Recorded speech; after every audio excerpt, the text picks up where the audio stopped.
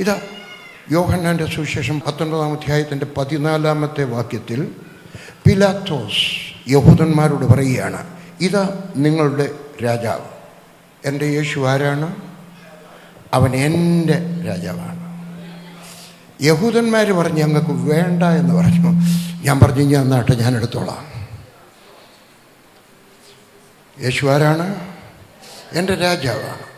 രാജാവാണെങ്കിൽ അവൻ പറയുന്നതെല്ലാം അനുസരിക്കണം. ഇഷ്ടപ്പെടുന്നത് മാത്രം അനുസരിക്കുകയല്ല, അവൻ നിങ്ങളോട് എന്തെങ്കിലും. യേശുവിൻ്റെ അമ്മ പറഞ്ഞ അവസാനത്തെ വാചകം വേദപുസ്തകത്തിൽ രേഖപ്പെടുത്തിയിരിക്കുന്നു. അതിൽ കൂടുതൽ പറഞ്ഞിട്ടുണ്ട്. എന്താണ്? അവൻ നിങ്ങളോട് എന്തെങ്കിലും പറഞ്ഞാൽ, യാക്കോബക്കാരാണോ, മർത്തോമക്കാരാണോ, പെന്തിക്കോസുകാരാണോ, ബ്രദറുകാരാണോ, അവൻ നിങ്ങളോട് എന്തെങ്കിലും പറഞ്ഞാൽ ചെയ്യണം. ആലോചിച്ച് നോക്കാം. വലിയ നഷ്ടമില്ലെങ്കിൽ ചെയ്യാം. അല്ല, അവൻ എന്തെങ്കിലും, അവൻ എൻ്റെ രാജാവാണ്. ഹല്ലേലൂയ. ആ യഹൂദന്മാർ അവരുടെ വല്യപ്പച്ചന്മാർ കുഞ്ഞാടിൻ്റെ രക്തത്താൽ വിടുതൽ പ്രാപിച്ചവരാണ്. ഞാൻ യേശു ക്രിസ്തുവാകുന്ന കുഞ്ഞാടിൻ്റെ രക്തത്താൽ വിടുതൽ പ്രാപിച്ചതിനാൽ അവൻ എൻ്റെ രാജാവാണ്. അവർ അബ്രഹാമിൻ്റെ സന്തതികളാണ്. ഒരു വാക്യം ഞാൻ വായിക്കാം. അവർ അബ്രഹാമിൻ്റെ സന്തതിയാണ്. ഹല്ലേലൂയ. ഞാൻ അബ്രഹാമിൻ്റെ വിശ്വാസ സന്തതിയാണ്. അറിയാൻ വയ്യാത്തവർ എഴുതിക്കോ, അറിയാവുന്നവർ എഴുതണമെന്നില്ല. ഇത് ഗലാത്യർക്ക് എഴുതിയ ലേഖനം 3-ാം അധ്യായത്തിൻ്റെ 7-ാമത്തെ വാക്യം. ഗലാത്യർക്ക് എഴുതിയ ലേഖനം കർത്താവ് എവിടെയാണെന്നോ എന്തോ സങ്കീർത്തനത്തിന് ശേഷമാണ് കണ്ടുപിടിച്ചാട്ട്. ഗലാത്യർക്ക് എഴുതിയ ലേഖനം 3-ാം അധ്യായം. ഞാൻ എഴുതിയിട്ടുള്ള ഒരു പുസ്തകം ആ ഒരു വാക്യത്തെ ആധാരമാക്കിയാണ്. ഇതാ നിങ്ങൾക്ക് സമാധാനം എന്നാണെന്ന് തോന്നുന്നു എൻ്റെ വിചാരം. ഒത്തിരി പുസ്തകമുള്ളതുകൊണ്ട് ചില പേര് വിട്ടുപോകും.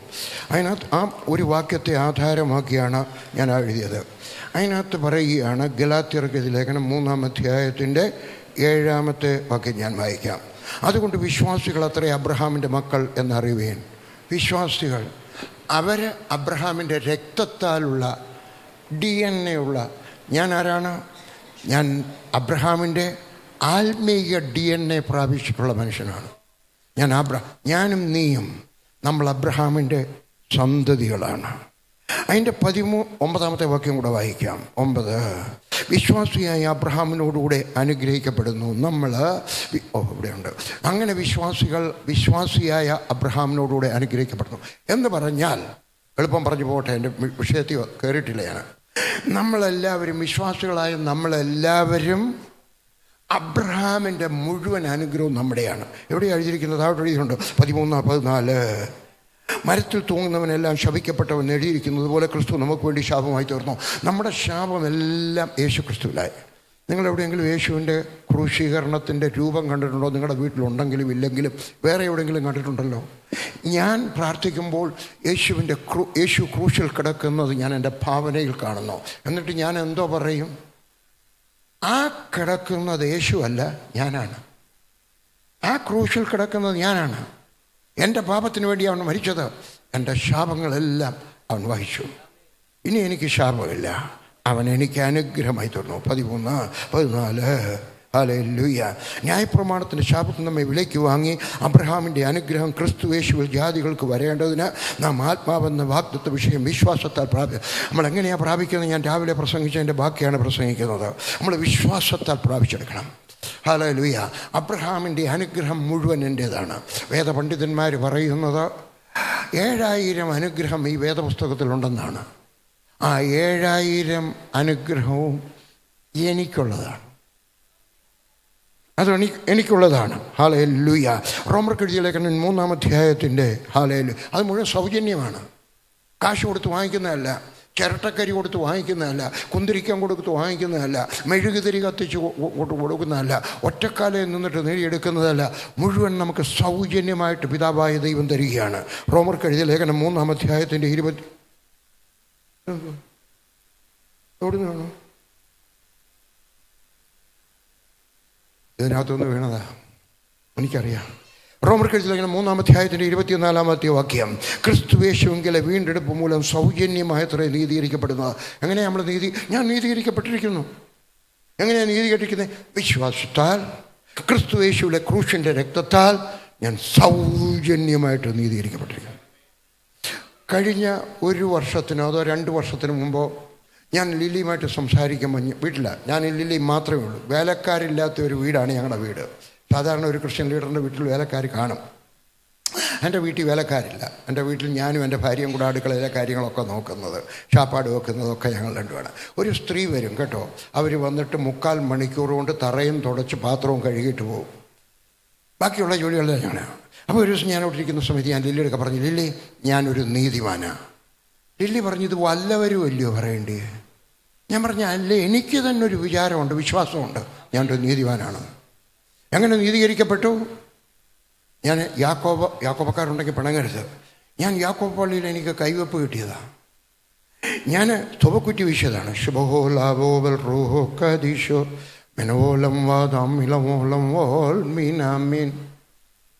അന്ന് അവിടെ അത് ചെയ്തത് കൊണ്ടല്ല, രക്ഷിക്കപ്പെട്ട സമയത്ത് യേശുക്രിസ്തുവിൻ്റെ രക്തം എൻ്റെ സകല പാപത്തെയും പോക്കി ശുദ്ധീകരിച്ച് അവനെ സൗജന്യമായിട്ട് നീതീകരിച്ചിരിക്കുന്നു. നിങ്ങളും സ്വയം കൂടെ പറയണം, ഞാൻ നീതിമാനാണ്, ഞാൻ നീതീകരിക്കപ്പെട്ടു. അന്നേരം പിശാച് പറയും, നീ ഇന്നലെ അങ്ങോട്ട് നോക്കിയില്ല. അതൊക്കെ ശരിയാണ്. ഞാൻ അന്നേരം തന്നെ എൻ്റെ യേശുക്രിസ്തുവിനോട് ക്ഷമ ചോദിച്ചു, ഞാനൊരു നീതീകരിക്കപ്പെട്ടിരിക്കുന്നു. ഹല്ലേലൂയ. റോമർക്കെഴുതിയ ലേഖനം 6-ാം അധ്യായത്തിൻ്റെ 23-ാമത്തെ വാക്യം, ദൈവത്തിൻ്റെ കൃപാപരമോ നമ്മുടെ കർത്താവായ യേശുക്രിസ്തു നിത്യജീവൻ തന്നെ. ഹല്ലേലൂയ. നിത്യജീവൻ, നിത്യനരകം, നിത്യജീവൻ. നിത്യനരകത്തിൽ നിന്ന് അവൻ എന്നെ രക്ഷിച്ച് സ്വർഗത്തിലേക്കുള്ള അവകാശിയാക്കി തീർത്തിരിക്കുന്നു. ഹല്ലേലൂയ. അതുകൊണ്ട് ആ വിശ്വാസം സൗജന്യമായിട്ട്. സൗജന്യമല്ലെങ്കിൽ കൃപയല്ല. ഹല്ലേലൂയ. അവൻ സൗജന്യമായിട്ട് വന്നു, കാശ് കൊടുത്ത് വാങ്ങിക്കാൻ ഒക്കുന്നതല്ലത്. അത് കൃപയാണ്. ദൈവം ക്രിസ്തു യേശുവിൽ നമുക്ക് സകലതും തരുന്നു, സൗജന്യമായിട്ട് തരുന്നു. ദൈവം തരും. 3 കാര്യങ്ങൾ രാവിലെ ഞാൻ പറഞ്ഞതൊന്നുകൂടെ ഒന്ന് ഓർപ്പിച്ചു പോകാം, എങ്കിൽ എൻ്റെ സന്ദേശം തീർത്തിയുള്ളൂ. നാം ചോദിക്കുന്നതിന് മുമ്പേ നമ്മുടെ ദൈവത്തിനറിയാം. എനിക്കൊരു ഷർട്ട് വേണമെങ്കിൽ എനിക്ക് അതിൻ്റെ ആവശ്യമില്ല. ഒരു ഷർട്ട് വേണമെങ്കിൽ എൻ്റെ കർത്താവ്, എൻ്റെ ഷർട്ട് കീറാറായല്ലോ. ഞാൻ ചോദിക്കുന്നതിന് മുമ്പ് അവനറിയാം. എത്ര ഉദാഹരണം പറയണം? എൻ്റെ ചെരുപ്പിനെ പറ്റി, എൻ്റെ പേഴ്സിനകത്തെ രൂപയെപ്പറ്റി എല്ലാം അവനറിയാം. ഞാൻ ചോദിക്കുന്നതിന് മുമ്പേ. എവിടെ എഴുതിയിരിക്കുന്നത്? എഴുതിപ്പോയാൽ മതി, വായിക്കാനൊക്കത്തില്ല. മത്തായി എഴുതിയ സുവിശേഷം 6-ാം അധ്യായത്തിൻ്റെ 8-ാമത്തെ വാക്യം. നീ ചോദിക്കുന്നതിന് മുമ്പേ അവൻ അറിയാം, അവൻ തരും. കണ്ടീഷൻ 1. കണ്ടീഷൻ 2, നീ ചോദിച്ചു വാങ്ങിക്കണം. മത്തായി എഴുതിയ സുവിശേഷം 7:7, 7, 8, 9. ഹല്ലേലൂയ. നമ്മൾ ചോദിക്കണം. Ask and it shall be given unto you. ചോദിപ്പീൻ എന്ന് നിങ്ങൾ ലഭിക്കും. ആദ്യം പറഞ്ഞ് ചോദിക്കണ്ട. അങ്ങനെ ഒരു കണ്ടീഷനുണ്ട്. ചോദിക്കാതെ തന്നെ തരും. എത്ര അനുഭവം പറയണം? ചോദിക്കാതെ തരും. പക്ഷേ ചിലപ്പോൾ നമ്മൾ ചോദിക്കണം. ചോദിക്കുന്നത് തെറ്റല്ല, വേദപുസ്തക പ്രകാരം തെറ്റല്ല. കടം വാങ്ങിക്കുന്നത് തെറ്റാണ്. കടം വാങ്ങിക്കരുത്. ഒരു വിശ്വാസി കടം വാങ്ങിക്കരുത്. അത്യാവശ്യത്തിന് കടം വാങ്ങിച്ചാൽ ഞാൻ കുറ്റം പറയത്തൊന്നുമില്ല, അല്ലേ? വിചാരിച്ചോ, നിങ്ങളുടെ ഭാര്യ താഴെ വീണോ, തല കിടക്കുക, ആശുപത്രി കൊണ്ടുപോകാൻ പൈസ ഇല്ല, കടം വാങ്ങിക്കാമോ? വാങ്ങിക്കരുതെന്ന് ഞാൻ പറയത്തില്ല. പക്ഷേ അല്ലാതെ കടത്തിനകത്ത് ജീവിക്കരുത്. ഇനിയും പറയുന്നത് കേട്ടാട്ടെ. വിചാരിച്ചോ, ഒരാൾക്ക് 4 ലക്ഷം രൂപ കടമുണ്ട്. അദ്ദേഹത്തിൻ്റെ സഹോദരൻ, ഗൾഫിലുള്ള സഹോദരൻ അദ്ദേഹത്തിന് 5 ലക്ഷം രൂപ കൊടുത്തു. ആ മനുഷ്യൻ കൊണ്ടുവന്നിട്ട് 4 ലക്ഷം രൂപ കടം തീർത്തു. 1 ലക്ഷം രൂപ ബാങ്കിലിട്ടു. ഞാൻ എഴുതി തരാം. ഈ വേദപുസ്തകത്തിനകത്ത് ഒരു പേജ് വലിച്ചു കീറി എഴുതി ഒപ്പിട്ട് തരാം. 3 മാസത്തിനകത്ത് അയാൾ വീണ്ടും കടക്കാരനാവും. കാരണം കടമെന്ന് പറയുന്ന ഒരു ദുഷ്ടാത്മാവാണ്. അതവിടെ വന്ന് താമസിക്കും, ഇറങ്ങിപ്പോകത്തില്ല. ഇറക്കി വിട്ടാലും പോകത്തില്ല. ഇറക്കി വിടാൻ കഴിവുള്ള ദേവദാസന്മാരുടെ ഒക്കെ പോകണം, അവരുടെ സന്ദേശം കേൾക്കണം. ഹല്ലേലൂയ. അതുകൊണ്ട് ചോദിച്ചു വാങ്ങിക്കണം. എനിക്ക് ആവശ്യമുള്ളത് ചോദിക്കണം. ചോദിക്കാതെ കിട്ടും, ചോദിക്കാം. 3-ാമത്തെ കാര്യം ഞാൻ രാവിലെ പറഞ്ഞു, പിടിച്ചു വാങ്ങിക്കണം. എഴുതാത്തവർക്ക് എഴുതിയെടുക്കാം. യേശുക്രിസ്തു പറഞ്ഞതാണ്, ഞാൻ സത്യമായിട്ട് നിങ്ങളോട് പറയുന്നു, യോഹന്നാൻ സ്നാപകന്റെ നാളുകൾ മുതൽ ഇന്നേ വരെ സ്വർഗരാജ്യത്തെ ബലാത്കാരം ചെയ്യുന്നു. എനിക്ക് ആ വാക്ക് വളരെ ഇഷ്ടമാണ്. ബലാത്കാരം ചെയ്യുന്നു, പിടിച്ചെടുക്കുന്നു. ബലാത്കാരികൾ അതിനെ പിടിച്ചെടുക്കുന്നു. ബലാത്കാരികൾ മാത്രം, അല്ലാത്തവരൊക്കെ ഇനിയും ദൈവത്തിൻ്റെ ഇഷ്ടമായിരിക്കും നമ്മൾ പട്ടിണി കിടക്കണം എന്നുള്ളത്. ദൈവത്തിൻ്റെ ഇഷ്ടമായിരിക്കണം നമ്മളിങ്ങനെ രോഗിയായിട്ട് ഞൊണ്ടിയായിട്ട് നടക്കണമെന്ന്. ദൈവത്തിൻ്റെ ഇഷ്ടമായിരിക്കും നമ്മൾ ചെറ്റപ്പരയെ താമസിക്കണമെന്ന്. ഇനി പറയുന്നത് കേട്ടാട്ടെ, ദാരിദ്ര്യം ശാപമല്ല, പക്ഷെ ദാരിദ്ര്യത്തിൽ എന്നും തുടരുന്നതൊരു ശാപമാണ്. അതിനകത്ത് നമ്മൾ പുറത്തു വരണം. പുറത്തു വരണം.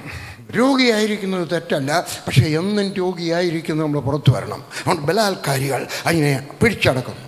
ഞാൻ 3 പഠിച്ചിട്ടുണ്ട്, 3 അനുഭവിച്ചിട്ടുണ്ട്. ചോദിക്കാതെ കർത്താവ് തരുന്നു, ചോദിച്ചു വാങ്ങിക്കുന്നു, ബലാത്കാരമായിട്ട് പിടിച്ചെടുക്കുന്നു. ഹല്ലേലൂയ. പിടിച്ചു വാങ്ങാൻ, ചോദിച്ചു വാങ്ങാൻ, ചോദിക്കാതെ അതിനുള്ള യോഗ്യത എന്താണ്? ഹല്ലേലൂയ. 1 മകനാകണം, മകളായി തീരണം. ഹല്ലേലൂയ.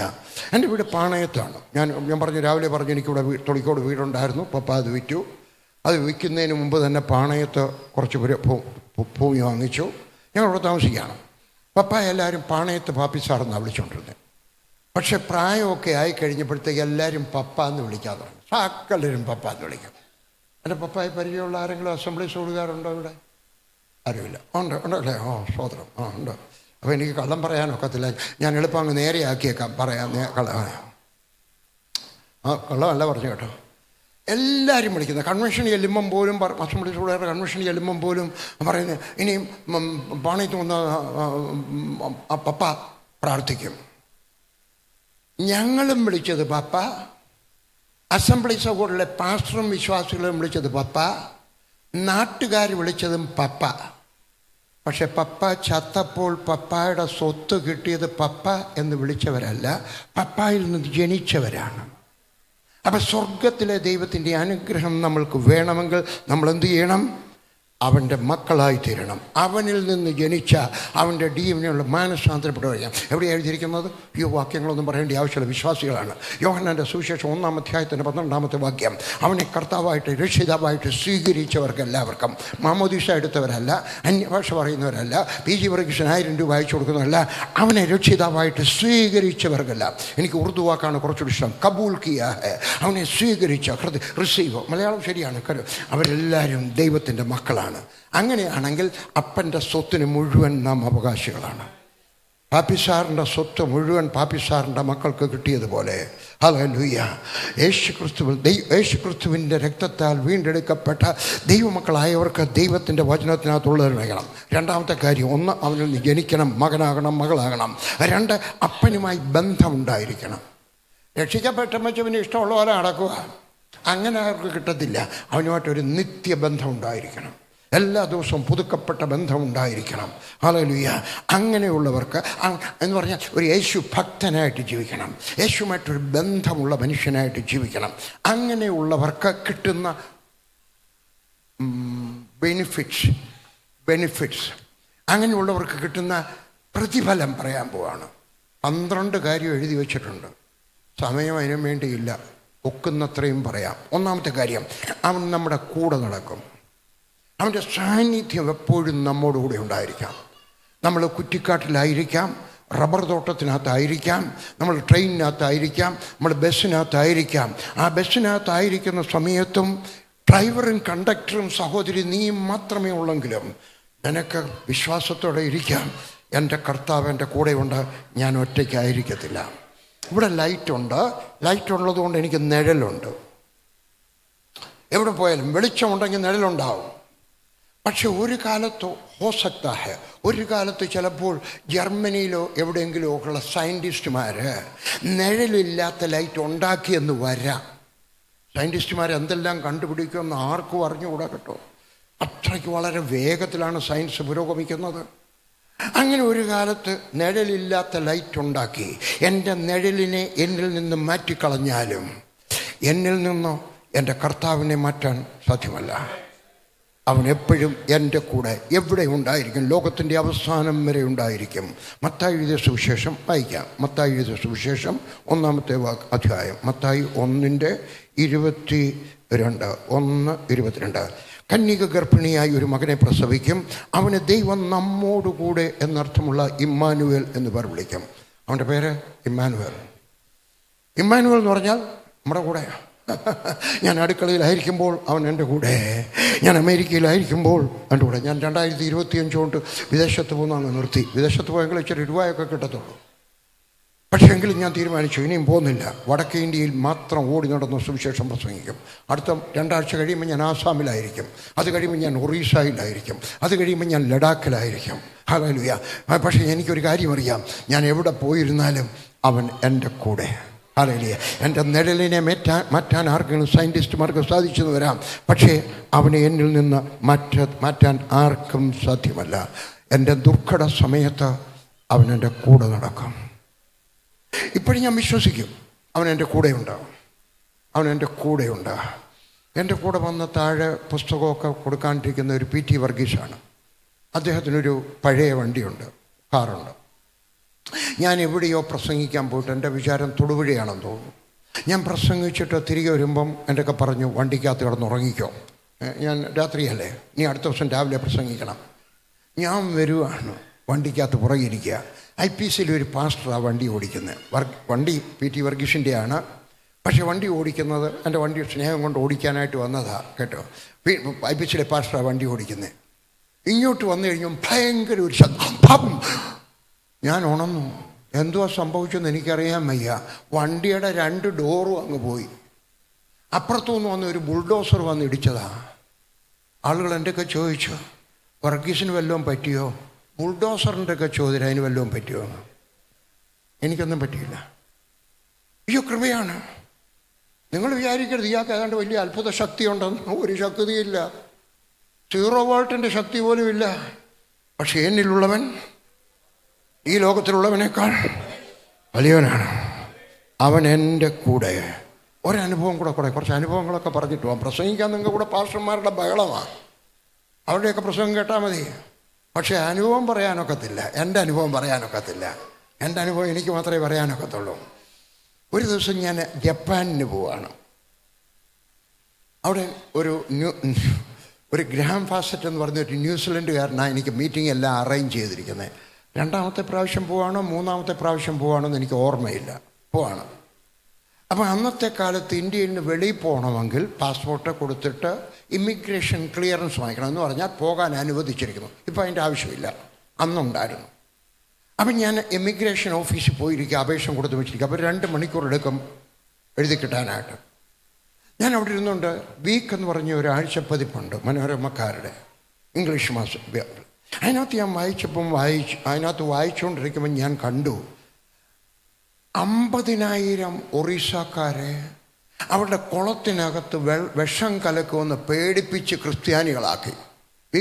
വീക്കിനകത്ത് കിടപ്പുണ്ടോ? മധ്യപ്രദേശിൽ 3 ലക്ഷം ക്രിസ്ത്യാനികളെ അവിടെയുള്ള ഒരു പാർലമെൻറ്റ് മെമ്പർ ചട്ടമ്പിയാണ് തൂക്കം കൊണ്ട് ക്രിസ്ത്യാനിയുടെ ഗ്രാമം വരണം എല്ലാവരും വിളിയും പേടിച്ചെല്ലാവരും കൂടെ വന്നു. ഇവിടെ കേരളം പോലെ അല്ല ഇവിടെ കേട്ടോ. എല്ലാവരും നിർത്തി തൂക്ക് കാണിച്ചു വെച്ച് പറഞ്ഞാൽ ക്രിസ്ത്യാനികളൊക്കെ മുമ്പോട്ട് കയറി ഒരു ചുവട്ടടിയും ആരും നീങ്ങിയില്ല. ഹിന്ദുക്കളാകാൻ താല്പര്യമുള്ളവർ എല്ലാവരും ഒരടി നിന്നു. അവരെല്ലാം ഗംഗാജലം ഒഴിച്ച് അവരെല്ലാം ഹിന്ദുക്കളാക്കി. ഞാനിത് വായിച്ചു. ഞാൻ ജപ്പാനിൽ പോവാ. എന്തിനാ പോകുന്നത് ജപ്പാനിൽ? രൂപ ഉണ്ടാക്കാൻ. അല്ലാതെ ആദിവാസികളോട് സുവിശേഷം പറയാനൊന്നും അല്ല ആരും അമേരിക്കയിൽ പോകുന്നേ. രൂപ ഉണ്ടാക്കാൻ പോവാണ്. ശുശ്രൂഷ എന്ന് പറഞ്ഞാലും അതിൻ്റെ പുറകിലുള്ള ഉദ്ദേശം പണമാണ്. അപ്പം ഞാൻ വിചാരിച്ചോടെ ഞാൻ ജപ്പാനിൽ പോവാ രൂപ ഉണ്ടാക്കാൻ. എൻ്റെ പൂണി കിടക്കുന്ന മീനെ പിശാച് കൊണ്ടുപോവാ. ഞാൻ പറഞ്ഞു ചെന്ന് പറഞ്ഞു എൻ്റെ പാസ്പോർട്ട് ഞാൻ നാട്ടെ പറഞ്ഞു 1 മണിക്കൂറെ കഴിയും. ഞാൻ പറഞ്ഞു ഞാൻ പോകുന്നില്ല, എൻ്റെ പാസ്പോർട്ട് തരിയതാ. ഞാൻ വീട്ടിൽ വന്ന് വെച്ച് പാസ്പോർട്ട് എടുത്ത് ഒരൊറ്റ ഏറ് കൊടുത്തു. ഞാൻ ലില്ലിയൊക്കെ പറഞ്ഞു ലില്ലി ഞാൻ പോകുന്നില്ല. ഗ്രാമിനെ വിളിച്ച് പറഞ്ഞാട്ട് ഞാൻ വരും. അയ്യോ അങ്ങനെ പറയാനൊക്കത്തില്ല, 3 ദിവസം കഴിയുമ്പോൾ മീറ്റിംഗ് ഉള്ളതാണ്. ഞാൻ പറഞ്ഞു ഞാൻ പോകുന്നില്ല, വിളിച്ചു പറയാൻ വരുന്നില്ലെന്ന്. പെട്ടെന്ന് ഞാൻ ഫോൺ ചെയ്തപ്പം ഞാൻ വിചാരിച്ചു എവിടെയെങ്കിലും പോകണം. ആന്ധ്രയുടെയും ഒറീസയുടെയും ബോർഡറുള്ള ഒരു സ്ഥലത്തേക്ക് സുവിശേഷം കേട്ടിട്ടില്ലാത്തവരോട് സുവിശേഷം പറയാനാണ് എനിക്ക് താല്പര്യം. ഞാൻ വിചാരിച്ചു അങ്ങോട്ട് പോകളയാം. പക്ഷെ പരിഭാഷപ്പെടുത്താൻ ആരുമില്ല. അന്നേരം ഒരു തഹസീൽദാർ എൻ്റെയൊക്കെ പറഞ്ഞു, തഹസീൽദാർ മത്തായി, മലയാളിയാണ്. അദ്ദേഹം പറഞ്ഞു അവിടുത്തെ സ്റ്റീൽ ഫാക്ടറിയിൽ, സ്ഥലപ്പേര് മറന്നുപോയി, അവിടെ ഒരു ഓഫീസറുണ്ട്, സീനിയർ ഓഫീസർ. അദ്ദേഹത്തിന് ഇംഗ്ലീഷ് അറിയാം, മലയാളം അറിയാം. നിരണത്തെ പഞ്ചസാര മില്ലിൻ്റെ അടുക്കലുള്ള IPC ചർച്ചിലെ മെമ്പറാണ്. പറഞ്ഞു അദ്ദേഹത്തിന് ഇംഗ്ലീഷ് അറിയാം, മലയാളം അറിയാം, ഒറീസ ഭാഷ അറിയാം, തെലുങ്ക് അറിയാം. ഞാൻ അദ്ദേഹത്തിൻ്റെ ഫാക്ടറി ചെന്നു. ഈ തഹസീൽദാർ മത്തായിയുണ്ട്. ഞാൻ പറഞ്ഞു സാറേ, ജോൺ എന്നാ അദ്ദേഹത്തിൻ്റെ പേര്. ജോൺ സാറേ എൻ്റെ ഒരു PG പരീക്ഷ എന്നാ. ഞാൻ അയ്യോ അറിയാം, ഇരുന്നാട്ടെ. അദ്ദേഹം എഴുന്നേറ്റ് പോലും ഇല്ല, കാരണം അദ്ദേഹം വലിയ ഓഫീസറല്ല. ഇരുന്നുകൊണ്ട് എനിക്ക് ഷേക്ക് ഹാൻഡ് തന്നു. ഞാനും ഷേക്ക് ഹാൻഡ് കൊടുത്തു, ഇരുന്നു. ഞാൻ പറഞ്ഞു എനിക്കൊരു മീറ്റിങ്ങിന് പോകണം, 3 ദിവസത്തേക്ക് എൻ്റെ കൂടെ വരാമോ? അയ്യോ വരാം, പരിഭാഷപ്പെടുത്താം. ഞാൻ പറഞ്ഞു എഴുന്നേൽപ്പാം. അദ്ദേഹം എഴുന്നേറ്റു നടക്കാൻ തുടങ്ങി എൻ്റെ കൂടെ. അതുകൊണ്ടാണ് പാവം എഴുന്നേക്കാഞ്ഞ്. ഞാൻ ചോദിച്ചു ഇതെന്താ പറ്റി? പറഞ്ഞു എനിക്ക് 5 വയസ്സുള്ളപ്പം പോളിയോ വന്നതാ, പക്ഷെ പേടിക്കണ്ട, പകൽ ഞാൻ നടക്കും, രാത്രി നടക്കാൻ പ്രയാസമാണ്. ഞാൻ പറഞ്ഞു സാരമില്ല പോകാം. അദ്ദേഹത്തിൻ്റെ വീട്ടിൽ പോയി ആഹാരം കഴിച്ചു, ഉച്ചക്കലത്തെ ഭക്ഷണം കഴിച്ചു. ബസ് സ്റ്റാൻഡിൽ ചെന്നപ്പോഴത്തേക്ക് ബസ് അങ്ങ് പോയി. ഒരു ബസ്സേ ഉള്ളൂ, ബസ് അങ്ങ് പോയി. അന്നേരം പിന്നെ അത് കഴിഞ്ഞപ്പോഴാണ് ഒരു പെട്രോൾ ടാങ്കർ വന്നു. പെട്രോൾ ടാങ്കറിൻ്റെ പുറത്ത് ഞാൻ കയറിയിരുന്നു, അകത്ത് അദ്ദേഹത്തെ ഇരുത്തി ഡ്രൈവറുടെ കൂടെ. കാരണം അദ്ദേഹം അടക്കം പ്രയാസം. ഞാൻ എൻ്റെ മോളിൽ പെട്രോൾ ടാങ്കിൻ്റെ പുറത്ത് കയറിയിരിക്കുന്നു, പോകുന്നത് എന്ത് പ്രയാസമാണ്, ഇങ്ങനെ പിടിച്ചിരിക്കുവാണ്. ഭയങ്കര മഴ. ഇംഗ്ലീഷിൽ പറഞ്ഞാൽ it was raining cats and dogs. ഇതുപോലത്തെ ഞാൻ പെരുമഴ കണ്ടിട്ടില്ല. അയ്യോ, പിശാചൻ്റെ പുറകെ ആയിരുന്നു എന്നെ കഷ്ടപ്പെടുത്താനായിട്ട്, അല്ലേ? യേശുക്രിസ്തു തടാകത്തിനപ്പുറത്തോട്ട് പോയപ്പം അവിടെ ഒരു അത്ഭുതം നടക്കുമെന്ന് അറിഞ്ഞുകൊണ്ട് അവിടുത്തെ പിശാചുക്കളെല്ലാം കൂടി ഈ വള്ളത്തെ മുക്കാൻ നോക്കി, ഇല്ലയോ? എങ്ങാണ്ടുണ്ട് മർക്കോസിൻ്റെ സുവിശേഷം അവസാനം. അതുപോലെ എന്നെ മുക്കാൻ നോക്കി കേട്ടോ. അയ്യോ, എങ്ങനെങ്കിലും ഞങ്ങൾ നബരംഗ്പൂർ എന്ന് പറഞ്ഞൊരു സ്ഥലത്ത് രാത്രി 12 മണിയായപ്പോൾ എത്തി. ഭയങ്കര മഴ, ഞാൻ നനഞ്ഞു കുതിർന്നിരിക്കുക പെട്രോൾ ടാങ്കിൻ്റെ പുറത്തിരുന്ന്. അവിടെ നിന്ന് ഇറങ്ങിക്കഴിഞ്ഞപ്പോൾ ഇനിയും ഞങ്ങൾക്കൊരു ചർച്ചുണ്ട് അവിടെ. ആ ചർച്ചിൻ്റെ അവിടോട്ട് പോകാനായിട്ട് കുറച്ച് ദൂരമുണ്ട്, ഒരു 4-5 കിലോമീറ്റർ ഉണ്ട്. അവിടെ വരെ പോകാനായിട്ട് ഇയാൾക്ക് നടക്കാൻ വയ്യ. ഞാൻ ഒന്ന് റിക്ഷ നോക്കിയിട്ട് അവിടെ ഒന്നും റിക്ഷ കാണുന്നില്ല. അന്നേരം അങ്ങ് ദൂരെ ഒരു കടയുടെ ചരുവിന് ഒരു റിക്ഷക്കാരൻ നിൽപ്പുണ്ട്, നിക്കറും ഇട്ട് ഒരു ബനിയനും ഒക്കെ ഇട്ട് നനഞ്ഞു കുതിർന്ന് നിൽക്കുക. ഞാൻ കൈകൊട്ടി ഇഞ്ഞ് വിളിച്ചു, എനിക്ക് കുറച്ചൊക്കെ ഒറിയ ഭാഷ അറിയാം. ഞാൻ പറഞ്ഞു ഇഞ്ഞ് വന്നാട്ടെ. അയാൾ വന്നു. ഞാൻ പറഞ്ഞു എനിക്ക് ഹല്ലേലൂയ ചർച്ചിൽ പോകണം. അയാൾ പറഞ്ഞു 30 രൂപ വേണം. 5 രൂപയേ ഉള്ളൂ. ഞാൻ പിന്നെ രാത്രി അല്ലയോ ഈ മനുഷ്യനെ കൊണ്ട് നടക്കുകയാണ്. ഞാൻ പറഞ്ഞു പോട്ടെ തന്നേക്കാം. ഞങ്ങൾ 2 പേരും കൂടെ അതിനകത്ത് കയറിയിരുന്നു. ഇയാൾ റിക്ഷക്കാരൻ കളിപ്പിരികാരാണ്. അവൻ എന്നെ കൊണ്ടുവന്നിട്ട് ലൂതറൻ പള്ളി കൊണ്ട് നിർത്തി. ഞാൻ പറഞ്ഞു ഇത് വെറ്റമുറുക്കുന്ന പള്ളിയാണ്, ഇതല്ല ഹല്ലേലൂയ ചർച്ച്. അയാൾ പറഞ്ഞു എനിക്ക് ഹല്ലേലൂയ ചർച്ച് ഇതാ 30 രൂപ അതാ. ഷോ, ഇനി അങ്ങ് വരെ പോകണ്ട. ഞാൻ പറഞ്ഞു മറ്റേ ഹല്ലേലൂയ ചർച്ച് അവിടെ വരെ പോകണമെങ്കിൽ ഇനി ഒരു 30 രൂപയുടെ തരണം. പറഞ്ഞു 25 രൂപയ്ക്ക് സമ്മതിച്ചു. ഞാൻ ജോൺ സാറിൻ്റെ ഒക്കെ പറഞ്ഞു കയറിക്കാട്ടെ, നിങ്ങൾ എൻ്റെ കൂടെ വന്നെങ്കിൽ ഞാൻ ഈ പറയുന്ന കഥ എത്രമാത്രം സീരിയസ് ആണെന്ന് മനസ്സിലാകത്തുള്ളൂ. അവിടുന്ന് റിക്ഷ പോവുകയാണ്. പട്ടാളത്തിൽ ഇരിക്കുമ്പോൾ ഞാൻ റിക്ഷ ചവിട്ടാൻ ഇച്ചിരി പഠിച്ചു കേട്ടോ, ചുമ്മാ പഠിച്ചാൽ. അത് എൻ്റെ ജോലിയുടെ കീഴിലല്ല, ഞാൻ ക്ലർക്കാണ്. പട്ടാളത്തിൽ റിക്ഷ ഇല്ല എൻ്റെ വിചാരത്തിൽ.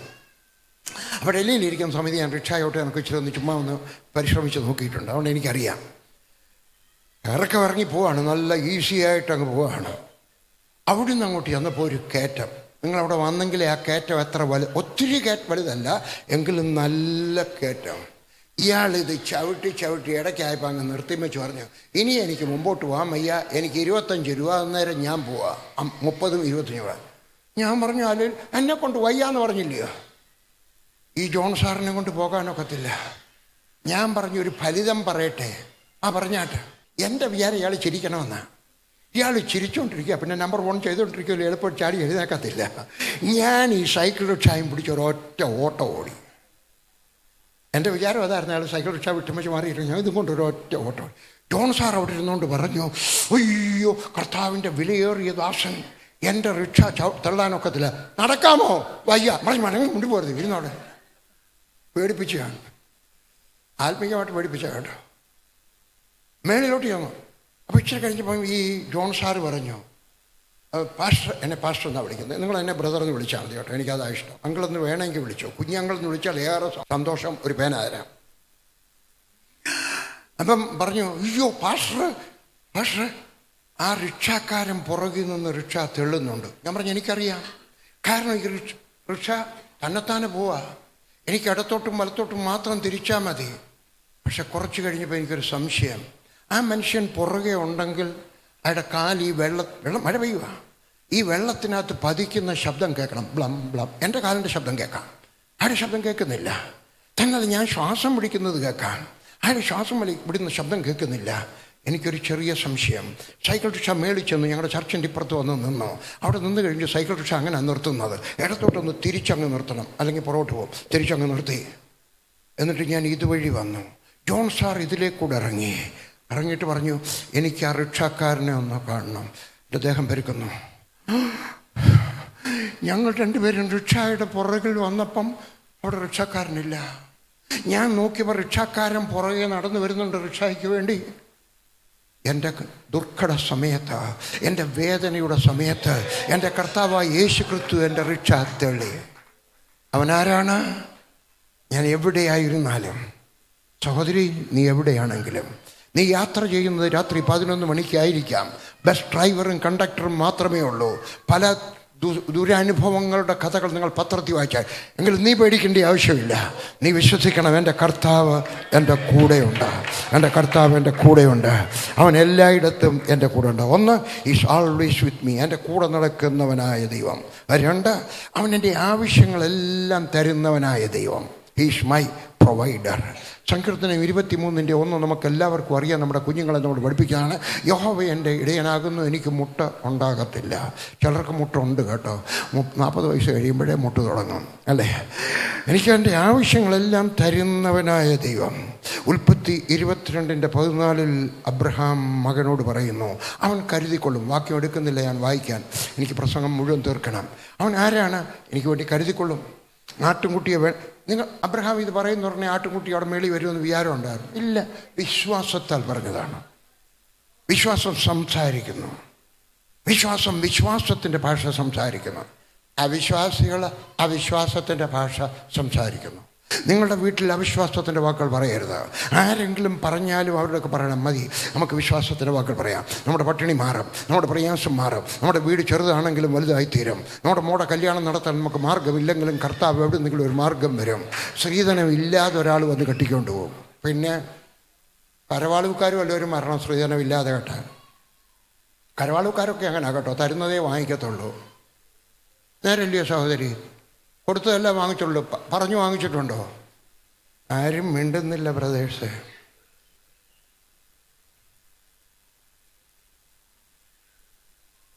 ഞാൻ തന്നത് വാങ്ങിച്ചവനാ എൻ്റെ അപ്പൻ, ഞാനല്ല വാങ്ങിച്ചത്. എൻ്റെ ആമക്കൾക്ക് എത്ര കിട്ടിയെന്ന് ഞാൻ ആമക്കളുടെയൊക്കെ ചോദിച്ചിട്ടില്ല. അവർ വാങ്ങിച്ചതിന് സ്വത്രം, വാങ്ങിക്കാത്തതിന് സ്വത്രം. എൻ്റെ പമ്മക്കൊക്കെ കൊടുക്കാൻ എൻ്റെ കയ്യിൽ ഇല്ലായിരുന്നു. അവരും നല്ലവരായിരുന്നു. കരവാളൂക്കാരല്ലെങ്കിലും കരവാളൂക്കാരുടെ സ്വഭാവം അവർ ചോദിച്ചില്ല. പിടിച്ചു വാങ്ങരുത് കേട്ടോ. ചിലർ വിചാരിക്കുക ഇത് കേൾക്കാനാണോ ഇങ്ങോട്ട് വന്നേ. ഹല്ലേലൂയ. എവിടെയോ ഞാൻ പറഞ്ഞു വന്നെൻ്റെ മനസ്സിനകത്തുനിന്ന് അങ്ങ് പോയി. അവൻ കാണാതെ വിശ്വസിച്ചു. ഒരാട്ടുംകുട്ടിയെ ദൈവം കരുതിക്കൊള്ളും. നീ വിശ്വാസത്തോടെ പറയണം.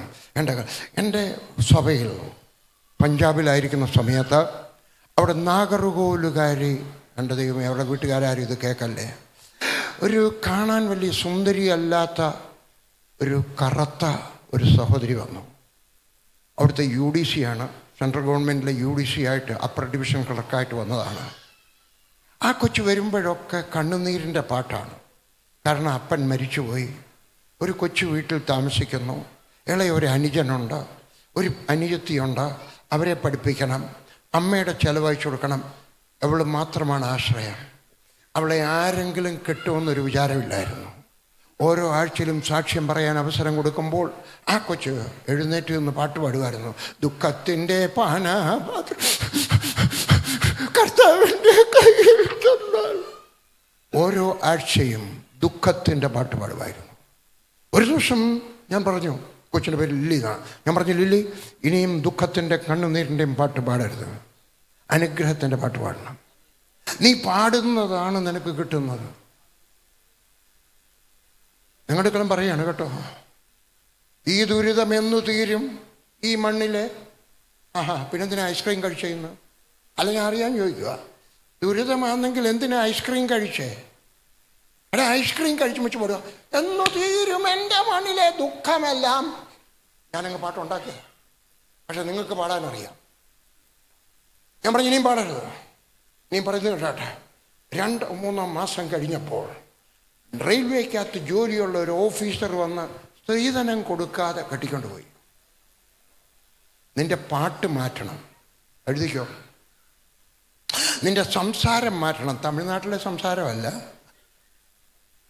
എല്ലാവർക്കും അറിയത്തില്ല തമിഴ്നാട്ടിലെ സംസാരം എന്തോ തമിഴ്നാട്ടിലെ സംസാരം ഭാര്യ എന്നാ. ഭാര്യയെ മാറ്റാൻ ഞാൻ പറഞ്ഞില്ല, വീട്ടിൽ ചെന്ന് പറയരുത്. പി.ജി. വർഗീസ് പറഞ്ഞു നിന്നെ മാറ്റാൻ പറഞ്ഞു, അങ്ങനെ പറഞ്ഞില്ല ഞാൻ കേട്ടു.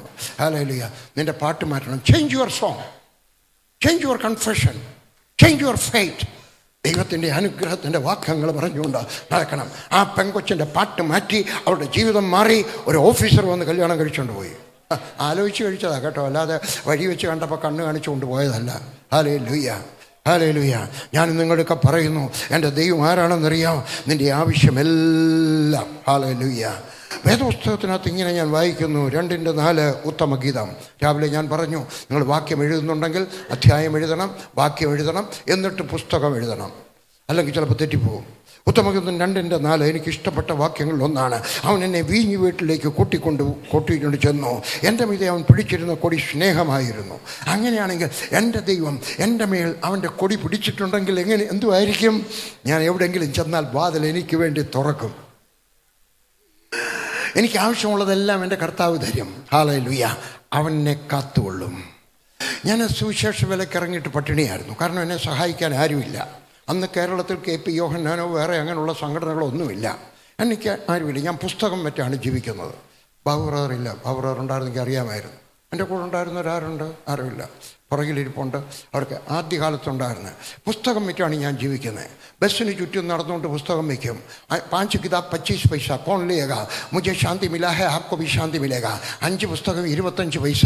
ഈ പുസ്തകം വായിച്ചപ്പോൾ എനിക്ക് രക്ഷ കിട്ടി, എനിക്ക് സമാധാനം കിട്ടി, നിങ്ങളും വാങ്ങിച്ചുകൊണ്ട് വായിക്കാം.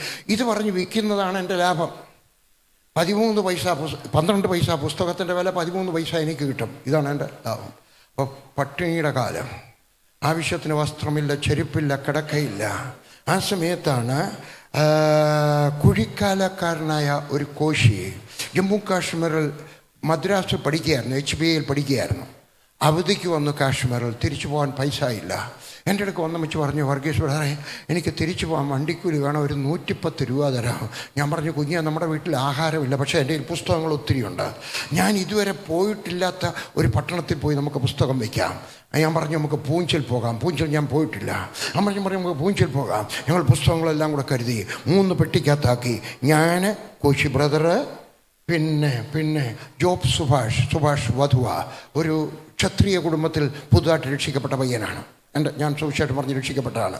ഞങ്ങൾ 3 പേരും കൂടെ 3 പെട്ടി നിറച്ച് പുസ്തകങ്ങളൊക്കെ എടുത്ത് ഞങ്ങൾ ജമ്മു ചെന്നു. പുസ്തകം വിറ്റു. അവിടുന്ന് അഖ്നൂർ എന്ന് പറഞ്ഞ സ്ഥലത്ത് ചെന്നു. പൂഞ്ചിന് പോകുന്ന വഴിക്കാണ്. അപ്പോൾ എനിക്ക് എവിടെയെങ്കിലും പോയാൽ ഫ്രീ ആയിട്ട് താമസിക്കാനുള്ള മാർഗമൊക്കെ എനിക്കറിയാം. ഞാൻ വിചാരിച്ചു ബസ്സിൻ്റെ മേളിൽ കിടക്കാം.